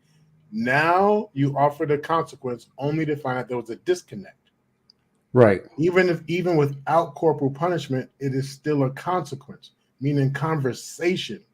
So that's where I think our society gets caught in. Now you hurt them only to find out I could have talked to them as sweet as pie, only or assertively, and still not have caught, still didn't catch yet that we have a disconnect. Because I was more concerned about soothing them. Are you good, son? Like, I mean, it's not the worst in the world. I know it's embarrassing. That's a consequence right there, son. You feel foolish? Oh man, the teacher caught me and they put me in front of the class. Having that conversation. How do you deal? I hope you don't put yourself in that situation again. That right there is a first level consequence. I just challenge to say, using words, and again, I'm not here for tomato, and I'm not insulting. Mhm. My intent is not to insult intelligence, but being aware that the next level, this is how I'm going to help my kid be accountable. Son, we talked about it today. Daughter, we talked about it today. I just want you to know, I don't do a lot of talking about these things because I get emotionally. See, now ownership. Here's some of the levels of accountability. I have a heart. The way I was raised, you know. So, son, I want to work with you. How do we figure this out? The next time, if I decide to go hands-on or whatever the process is, reminding them that they are helping, they are contributing to the increase. But without that conversation, it just sounds like, wow, you either just ignore me or beat me. It seems like you only listen when I beat you. And that's another thing about being accountable. Parents need to understand the signs. So when you yell at a kid, and no, that's hot. Don't touch it. It's hot. No, it's hot. God damn, I said it's hot. Don't you mother. And it looks like they're not listening, but they're actually having a trauma response and things are getting closed off. And the parent thinks that they're not being listened to and they start becoming more aggressive. That's not a kid problem. That's the parent's problem, not recognizing. They haven't taken the steps to recognize or to acknowledge or to understand the stages of development for their kid. Almost back to what you were saying, Dust. At 10 years old, you might not have gotten it yet. It is my responsibility as a parent to try and figure that out with you. But at the same time, I am going to parent you with the expectations that you know and learn. But we'll get it at 12, but I'm still going to parent. I'm not going to accommodate. I can't. Okay, just stay home today. Oh, yeah, I'm not going to accommodate. No. I'll land there, gentlemen. And let's see what people are saying in the chat too as well. My bad. No, I was going to give one example. Mm-hmm. I was maybe 7, 6, 7, little kid in the 80s. Give me, everybody's dapping each other up. Give me 5. Well, my godfather has 6 fingers on both his hands. And we're kids. That was fascinating. He got 6 fingers. So one day we go over there and I tell him, give me 6. I didn't know it was inappropriate. Yeah. I wasn't. Well, and I got fired up when I got home. Yeah. I'm crying in the car the whole time because I don't know why I'm getting it. My brother's 4 years older and he's an instigator. He thinks it's all funny. My sister, I don't remember what she thought about it, but I get fired up. They didn't even tell me. I just knew I wasn't supposed to say that, but I never got told why and what the whole process. And the way I internalized it, I never wanted to go over their house. I didn't like them. Because all I could think in my mind is if we ever go over there, deal with my godparents, all I knew was something negative. Yep. And that's going to have a tremendous impact. That's going to have tremendous impact on you throughout the years because it's going to impact how you exchange and talk to other people. It's going to impact if you want to be around other people, you're afraid to talk, should talk, not know what to say. That's going to have horrible impact for many, many, many years to come. Parent, uncle, whoever, at some point should have circled back. Now, I don't know if you were joking. I don't know what the hell that was about, but you coming over cracking jokes and shit, talking about my 6 fingers and all. What the hell? Yeah, I literally didn't know that it was. I did not know that was inappropriate. Then boom, I just did what you said. I didn't know at all. I gave a higher level consequence only to find out there was a disconnect that you didn't know. That parent that's wanting to make sure before we go to that level, what does a job do? They give a duty to warn. What does a job do? In most cases, they should give you a verbal warning, a written warning, termination. Depending on what you do, you go straight to. So similar to that, I would encourage parents to have a system that says he should have known better. But parents, what evidence do you have that they do? What evidence do you have that the kid knows better? Then there's some things we don't do a written and verbal warning. You go straight to termination. There's some things you go straight to. You didn't know, but I'm here to tell you now. It doesn't have to be abuse, but you didn't know, but I'm here to tell you now. Because not every system is going to walk in. And then by the time we get up there, sometimes that's teaching the kid, but I can do all kind of shit. And it's not until I get caught. It's not until I get caught. So we have to be careful with that system too, because we're molding them to think, well, shit, as long as I don't get caught, nothing's been said, nothing's been done. Parents have a system. You know, you done, son, I caught what you did earlier. I went downstairs. I saw you down there humping the floor. What was going on? Huh? That's embarrassing. I know. What was going on? I saw you grinding. What was going on? The TV screen was squiggly and stuff. What was going on? Oh, Dad. That's that first level, son. We could talk about it. But if dad just sees it and says, oh, that's my dude. You know, that's my dude. He's gonna pull it out one of these days and jerk on it. And then what I'm gonna do him a favor, I'm gonna set out a jar of Vaseline for him by accident one time just to see how what's that doing. All right, let me get to a few of these comments. And I know jagging off and what you were talking about is not the same, but I'm saying I agree with you that if you do that style where there's a disconnect, but your response was that, and only to find out, damn, you're right, that's going to have future damage. All right, beautiful animators in the house, and Mrs. She says shame. Hello, salute to you. Shame is painful feeling, distress caused by consciousness of wrong, foolish. So in your definition, foolish, the one I was talking about earlier, I'm not sure how much earlier you were listening.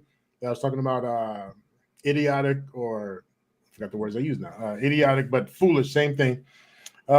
Shaming a child is not okay. Training them to create good habits with their time. But again, I'm going to challenge, what does shaming mean? Because if we're talking about doing foolish behaviors, absolutely.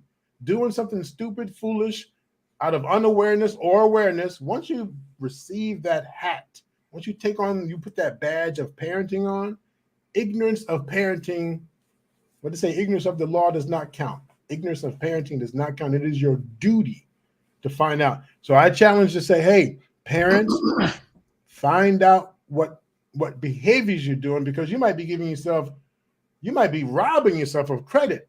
I felt bad, I shamed them. No, you were parenting them. Or you might be going too far and like, yeah, you did go overboard. It was idiotic, ridiculous, and for what? Well, they know better now. So you got ridiculous on them to prove a point, but yet still didn't teach them a thing. So you know what that is?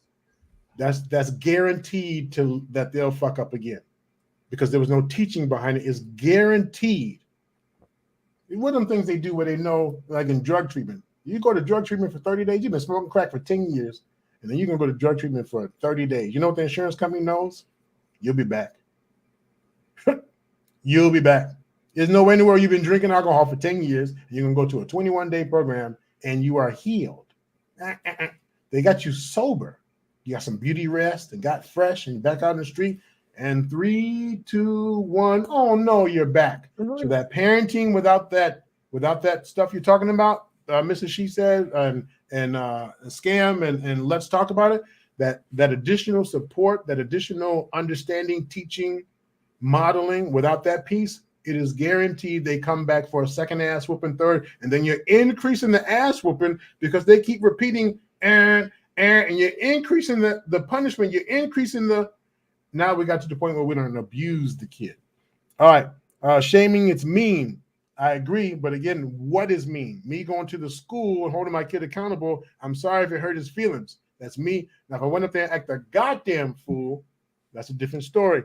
Good evening, everyone. Mr. He says in the house, give children clear expectations. Exactly. Structure, organize, clean space, rules, consequences. I think both the gentlemen on the panel know.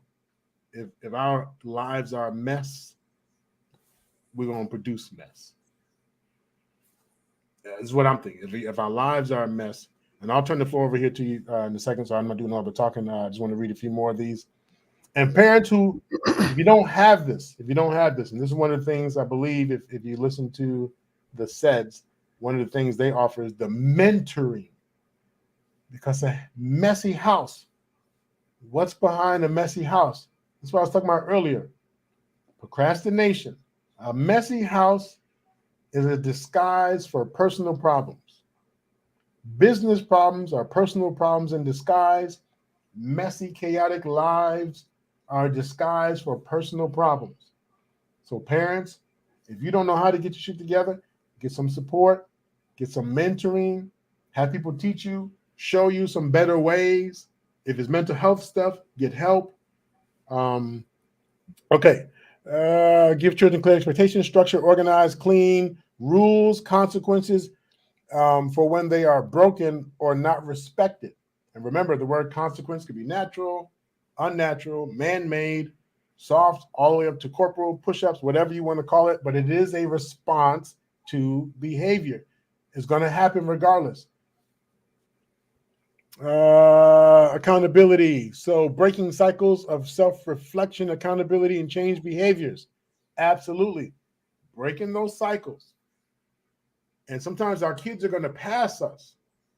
It's like, damn, you still doing that, Dad? You still doing that, Mom? They pass us. We want to get down when they're down here. They should already be seeing it at that age of comprehension. And all the Dr. Yahoos back in the day, and this hasn't been canceled. So all the Dr. Yahoos back in the day said between the ages of 4 and 8, 3.5 to 9, 4 and 8, 3.5 to 9. What happens to you in that time frame, what you see, what you observe, that is you for the rest of your life.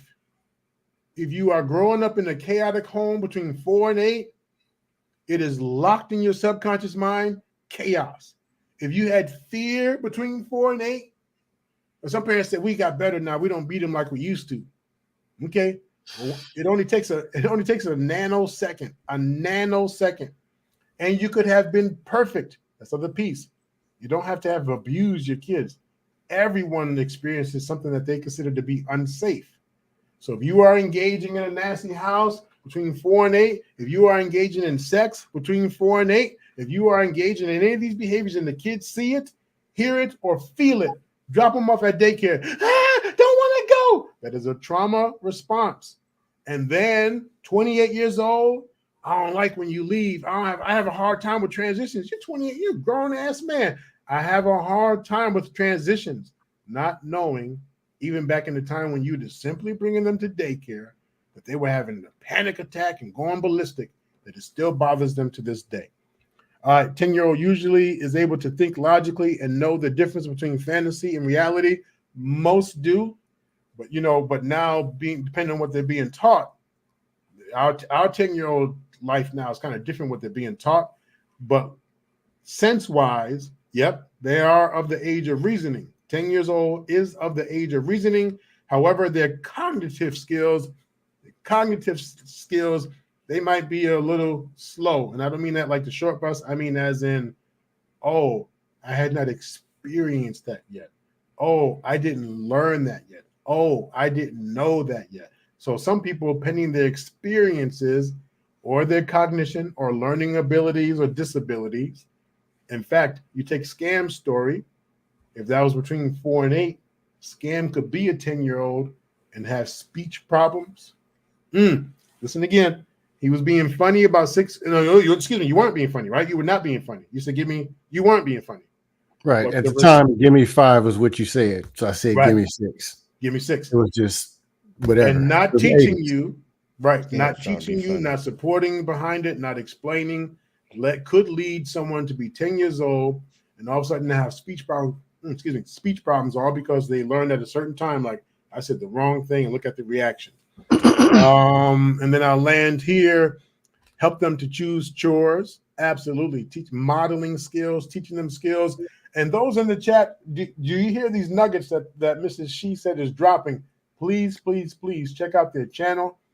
Mr. and Mrs. She said, conscious parenting, cerebral Saturdays.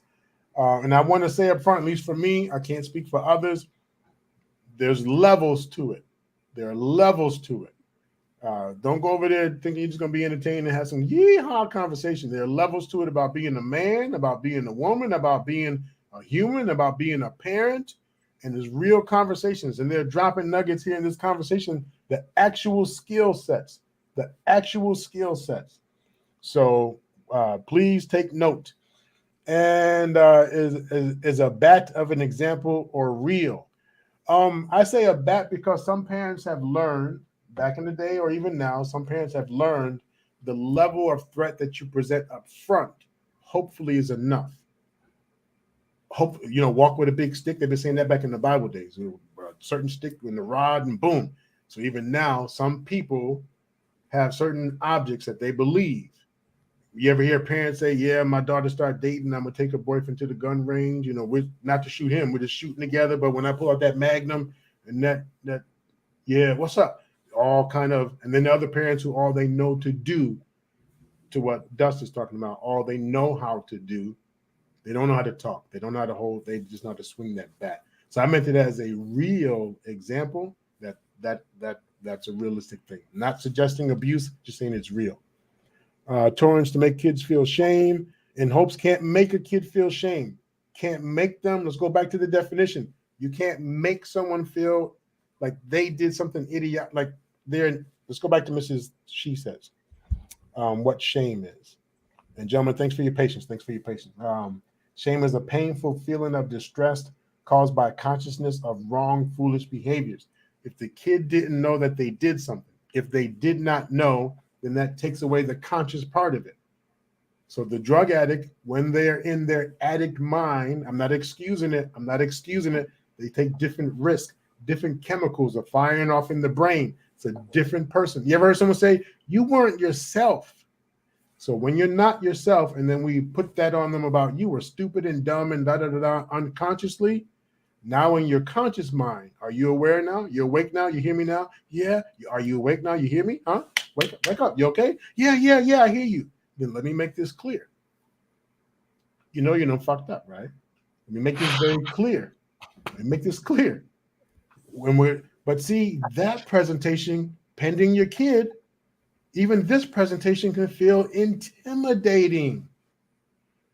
And they say, "God damn, well, shit, somebody's going to intimidate him." True.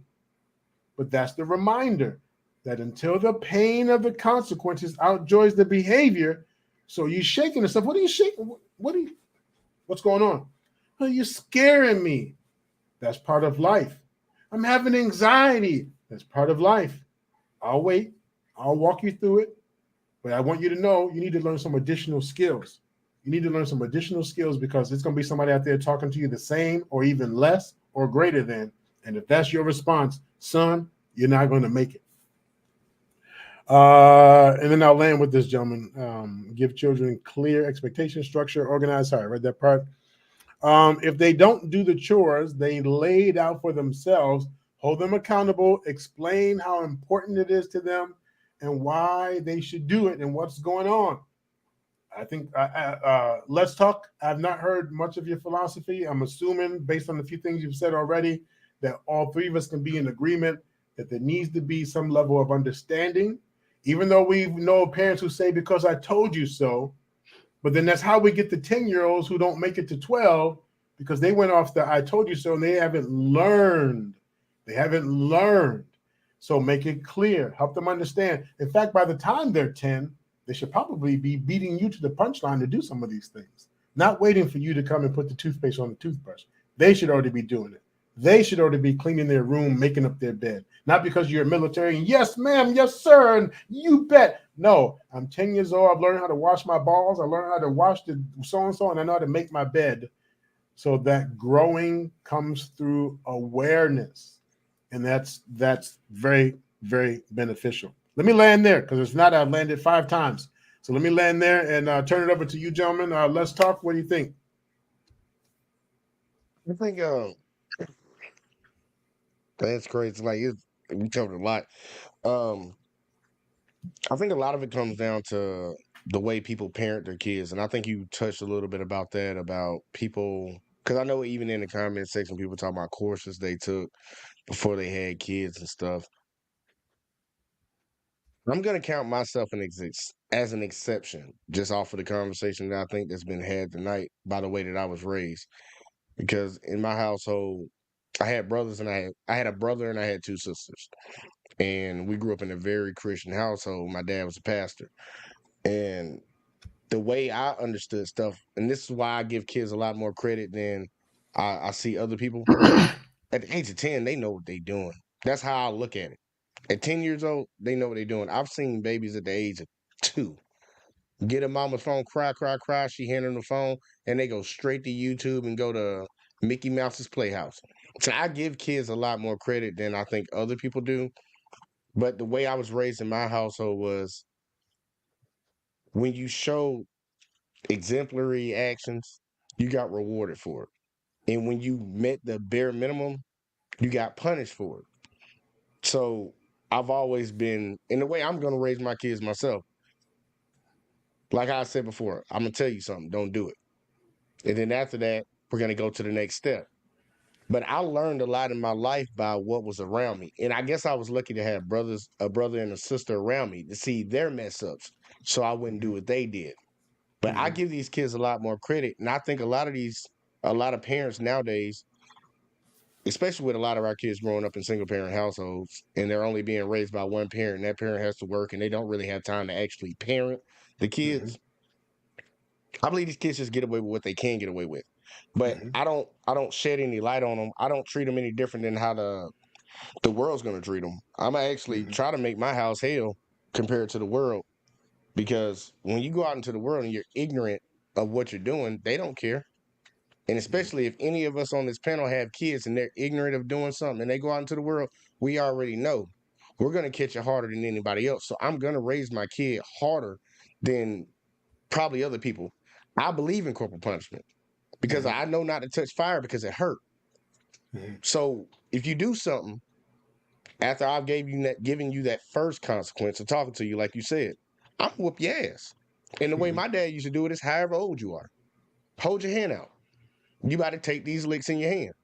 He wasn't grabbing cords, because I hear people always talk about my mama grabbed the extension cord and tore my butt up. I'm not doing none of that. Not beating you with pots and pans or anything that's within range of me grabbing. But I believe these kids learn through pain. I believe everybody learns through pain. I think everybody learns through consequence, because if something is bad enough, you're eventually going to stop doing it, or you're going to crash out. That's just my life experience. But I am military. I might be jar-headed, all that nonsense. Whatever. You know what I'm talking about. Yeah. I think I was gonna say now make it quick. Some people who use corporal punishment is awesome if you use it and then can get to the point where it's just a look, right? So you know what age, 4 or 5, where you don't even have to use Talking about that granddad look. Yeah. My granddad used to scare the crap out of me. Like, yeah, stop playing. Right. And I know that could feel hurtful and scary and all that, but I'm saying one of the ways of managing like how much corporal punishment we use, because I'm for it and against it. I mean, I'm for it, and then there are times when I'm like, it's not necessary. There's sport teams out there where the coaches just, hey, you guys, we really should win, and then they go out there and smash the conference, and then other coaches out there grab you and beat you and all that, and they smash the conference. So I think both ways work. It just depends on how you motivate a person, how you motivate a kid, how you encourage them, motivate them, support them, lift them, blah, blah, blah, blah, and hold them accountable and based on what they see. Dustin? I'm just going to say this. And it's not criticism when I say some of the stuff. And I ain't never been no parent. And some of the very stuff that I may speak, I'm still in the learning process, even though I'm not a parent, none of that. So sometimes even dust is my actual learning process. But with corporal punishment and some of the things, I'm finding that they cause more damage. That's a deeper talk. But in my 20s, like I was military, I was college, I was an education major. Education, I thought, yeah, you got to be stern, be strong, get them kids. And everything in education was opposite. And I couldn't process it. Then I actually became a teacher at 30. And I thought that the strongest, toughest, biggest, strongest was going to be to have the classroom in order. Wrong. Mm. Teacher of the year, Miss Adams, 5th grade teacher. We only had 21, 22 students in 4th grade. 5th grade, I had 28, 29, 30 in the classroom. You walk in the classroom, it was silent. She never wrote up people, didn't call parents, none of that. Didn't yell at them, cuss at them, talk crazy, none of that. She have her boobs out or something or what? Nope. She just was an effective leader. She was on top of her game and knew how to manage the kids in the classroom. They came from experience, though she had only been in the game like 10 years. Mm-hmm. So let me say that again, because I objectified. I went straight to a sexual thing. Did she have her boobs out? And you said no. She what?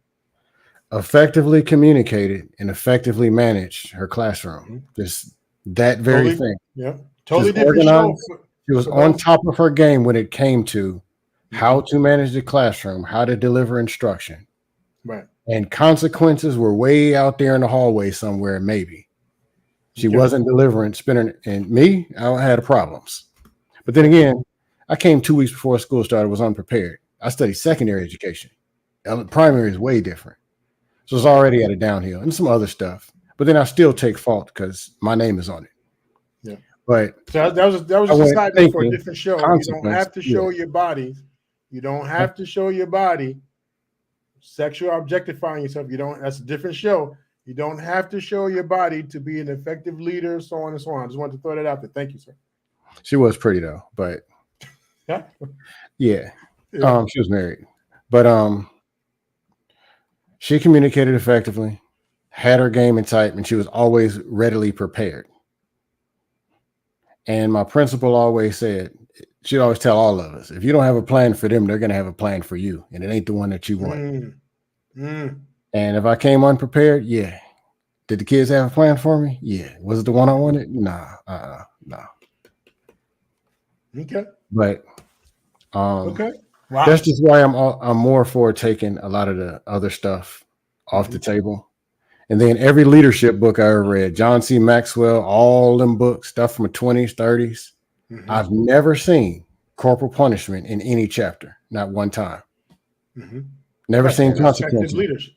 Never seen shaming, blast them, get them, revenge. I never seen any of that. Or neglect, leave them in the. I've never seen it. It's not in there. Well, I say until some people, they don't. So again, I'm not condoning it, but at the same time, I know it's been effective for some people. And I say for them to get to that level, because I could say, well, damn, Scam, you're at a different level of understanding of, we're talking about a single parent who's trying to blah, blah, blah, blah. And some of them just can talk. Some of them will ignore, and some of them will go straight to swinging. So I think I don't have any kids. So right now I'm just all talk because I ain't got no kids. I might as well enjoy do you work a job though, and you deal with other people? I've been in management and supervision and stuff before, yeah. So that's interpersonal skills. That's knowing how to work with, just depending on the age. And you got some grown folks who still seem kind of young, right? So I agree that you don't have a kid, so it doesn't seem the same, and it might seem disingenuous that you're talking about. No, dealing with the kid is dealing with the person. Dealing with the kids, dealing with your family, dealing with other family members and people at work. So you have the skill set. You just haven't had a chance to use it on little ones. And to be fair, sometimes with your own is a little different. You could be a nurse, know how to do CPR, and then your kid hit the floor, and you just like, whoa, certain things is just like it just doesn't work for your kid. So anyway, let me do this. Let me get Lou Medic's comments. I sent in the back chat to see if you have a link, sir. If you have a link, if you let me know how, let's talk so I can make sure I announce that and we can get some support over to you. Lou Medic, I'm gonna get your comment in a second, then we're gonna wrap up here with final thoughts. Let me go back to Mrs. She Said, I want to sponsor. I think they do half-an-hour sessions or 1 hour sessions. I would like to sponsor 2 half-an-hour sessions. So that means 2 people, or if they work it out, it's up to them with 1. I'd like to sponsor one of their coaching and mentoring sessions. If you are interested in some of the things that Mrs. She Said was talking about here in the chat, you'd like to learn more about it and how to do it, how to effectively do it, you can do it through online, through Zoom or whatever, or FaceTime. Or if you live out on their side of the region, you can see them live. I would like to sponsor one of their sessions, 2 of them for a half an hour, like a consult. So I believe is at least a $200 value call, valued at least $200. Okay, I want to sponsor 2 people, because sometimes people say, I didn't have it, I don't know if I can. And that's the going rate. So I'm not elevating, I'm not escalating. Like, God damn, what are they? That is the going rate. Just Google and see what it is to have coaching services. So I want to sponsor 2 sessions or 1 person for the full hour. I'm going to ask that the missus puts in a link, a special link. You can either put it here if you don't mind, put it here in the live chat or after. And that special link will be for the person who you get to first interview. I'm not telling you how to do it. I'm saying I would like to sponsor someone who you first believe that they're real. They're not just picking your brain like, quick question. Someone who you believe you've assessed, you've interviewed, and you feel like, okay, they're really taking this serious, and leave it totally up to you. And I'd like to sponsor 2. We'll talk more about that offline.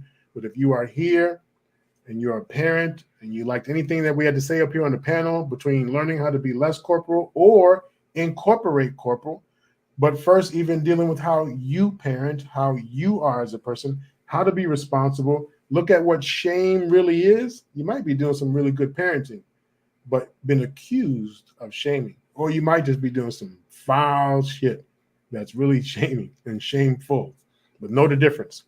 All right. Let's have some final thoughts. Anything you want. I won't add any 2 cents to it. I talk a lot. This is a good conversation for me about this parenting stuff. So whoever wants to go with Lou. No. My bad. Oh, I'm horrible. Let me get Lou's comments. And let's talk again. Thanks for your patience, man. Most people know how I am up here, so thanks for your patience. Where's Lou's comments? Lou, where'd you go? And thank you for your support, Lou, as well. Much appreciated. All right, Lou said that he remembers taking free parenting, diaper changing, and conflict classes as a first-time parent. I thought it was normal to take them. Not enough people take that initiative. Once you wear that badge, put that hat on, once you have sex, and you say, well, we were only fucking, or we were only having sex. Okay, I got it. You were only having sex. You didn't plan to have a baby. Once you realize you now have that role, what are you doing to prepare yourself? Those classes were free. There are plenty of free opportunities out there for you to learn how to. Some of you observe. That's why I miss the big mamas and the families that you can actually watch the grandparents do it and the older cousin do it and blah, blah, blah. Those, I don't know how many of those are still around, but do what you need to do to prepare yourself. Same way you go out there and shop for those $200 pair of Nikes for a 1-year-old child, $200 pair of Nikes for a 1-year-old child that won't even remember that they had them. The same way you go out there and search and find them. Let's get the rare edition. Where is it? The same way you can search for the rare edition. You can search for learning how to change a diaper and how to parent. So, thoughts, gentlemen, thoughts. You can go ahead.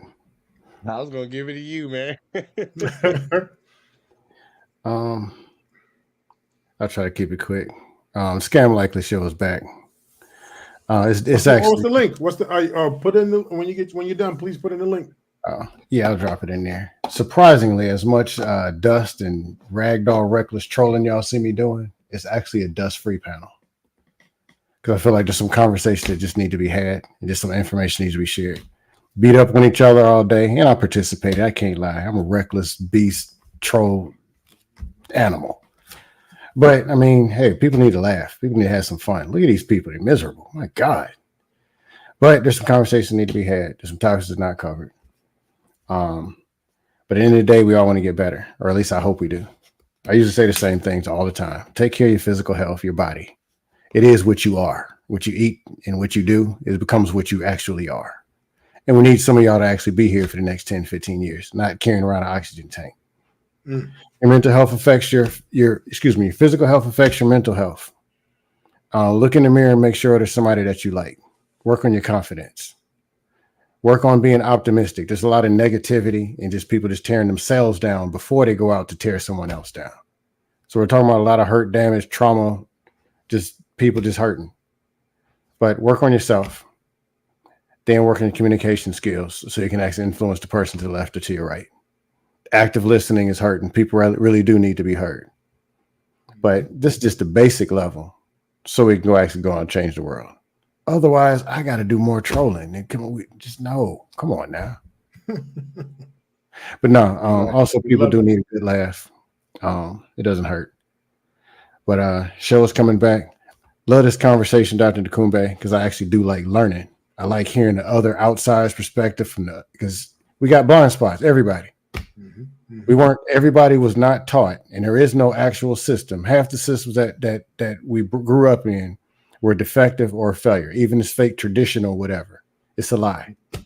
It had dark holes and it was survival mode on steroids.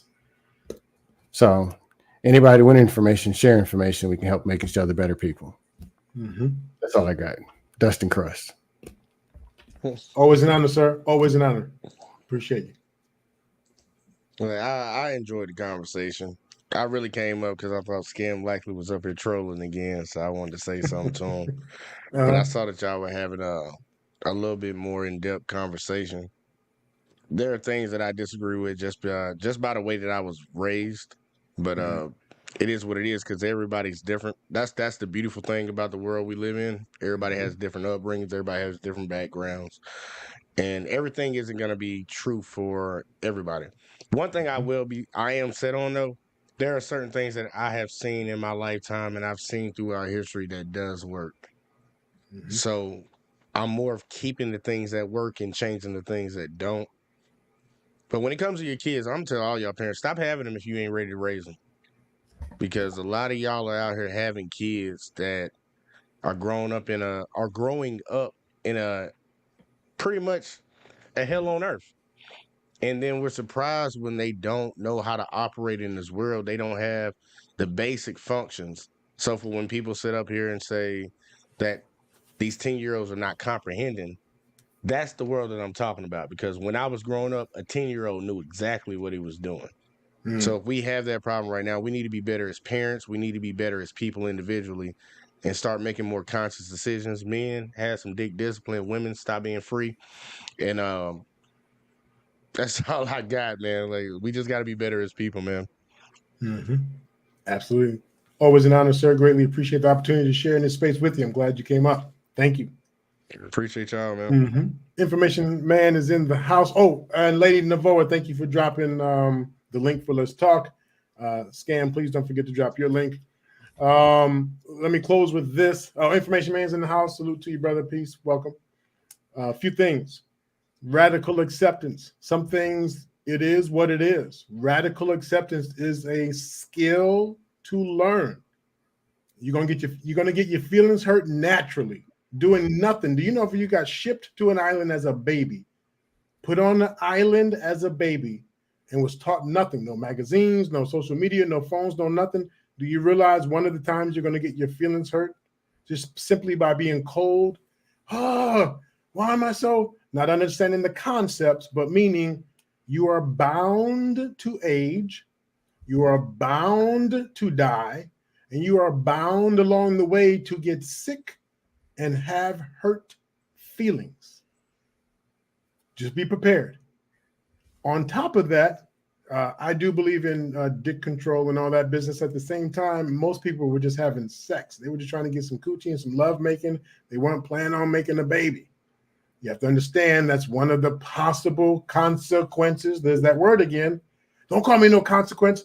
Positive consequence or negative consequence. There's both natural and man-made. Natural consequence of a tornado tearing up, hurricane tearing up. Those are natural consequences of stuff being ripped up. There's nothing you can do. You can get out there with a camera and a stop sign all you want. It won't work. It's a natural consequence. Then there's man-made, such as jails that our young men are going to. Our 15-year-old boys being charged as adults being put in adult prisons and being handled. You get the point. So that's a man-made consequence. And if you feel that you don't mind your kid going that route, that's up to you. But at some point, teenagers, young adults, men, women, at some point you have to recognize your behavior. You won't always be able to lean back on what the parent did do and didn't do.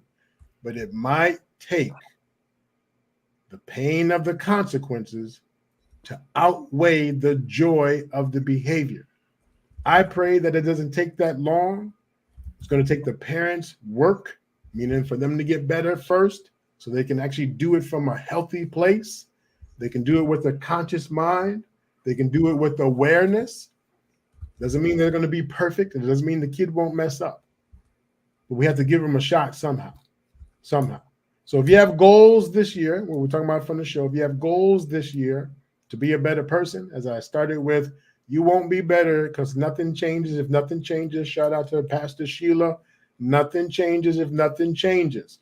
So talking all that, 24 is the year. If you don't do anything to impact the year or yourself, there's nothing's going to happen. It's going to be 24, 25, and 26, and you'll be the same. You have to change who you are or what you subscribe to or how you act and how you feel and blah, blah, blah, blah.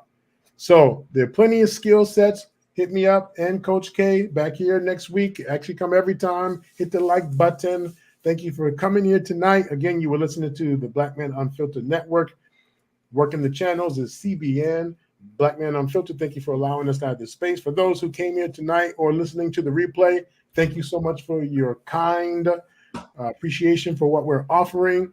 And if you have any other questions, please hit us up on the I call it the wall, but after the replay wall, and we'll respond to your questions, comments. Mrs. She said, if you have a link, and if not, you can send it to me later. We'll put it up, but a link because I want to sponsor 2 people who are serious about doing something this year with their parenting skills. I'm a big fan of what you and Mr. He Said offers, so I'd like them to take advantage. Paid, meaning I would like them to invest in themselves. And in case they don't have the resources, I would like to subscribe to those 2 so they can invest in their kids' future, and the 3rd generation after that. Thank you, everyone. Be safe. Have a great night. Fast lane when I pass in the street, bag of money in the passenger seat. Simcoe's been asking for me on the road from the west to the east. Way up, I might never come down, cause the coast racking up the flight miles. So high, I might never come down, so what, this is my lifestyle. Wait a minute. Work hard for the car, so that's why it's all tinted. Wait a minute. Had a real late night, woke up with my head spinning out in Nashville. It's been mad real. I need sunglasses, I need Advil. I like fake moves, and my cash real. I like first place, you're in last still. Fast lane when I pass in the street, bag of money in the passenger seat. Simcoe's been asking for me on the road from the west to the east. Way up, I might never come down, cause the coast racking up the flight miles. So high, I might never come down, so what, this is my lifestyle. Look, pocket rocket in my pocket, please don't make me pop it. All these boys just wanna copy the style, tell them niggas stop it, whoa. This my destiny, feeling like LaToya, like it found me my Beyonce, and she shotgun in the cockpit. Grinding with the team, making C notes. In my pocket still full of green, call it CeeLo. Alligator watch on me, Tim Tebow. And these haters love to watch me like Tebow. Look, I don't take L's, I just learn a lesson. Before I count the M's, always count my blessings. Look, I'm too short, never second guessing. Got some money, put up for the rain, so I'm never stressing. Fast lane when I pass in the street, bag of money in the passenger seat. Simcoe's been asking for me on the road from the west to the east. Way up, I might never come down, cause the coast racking up the flight miles.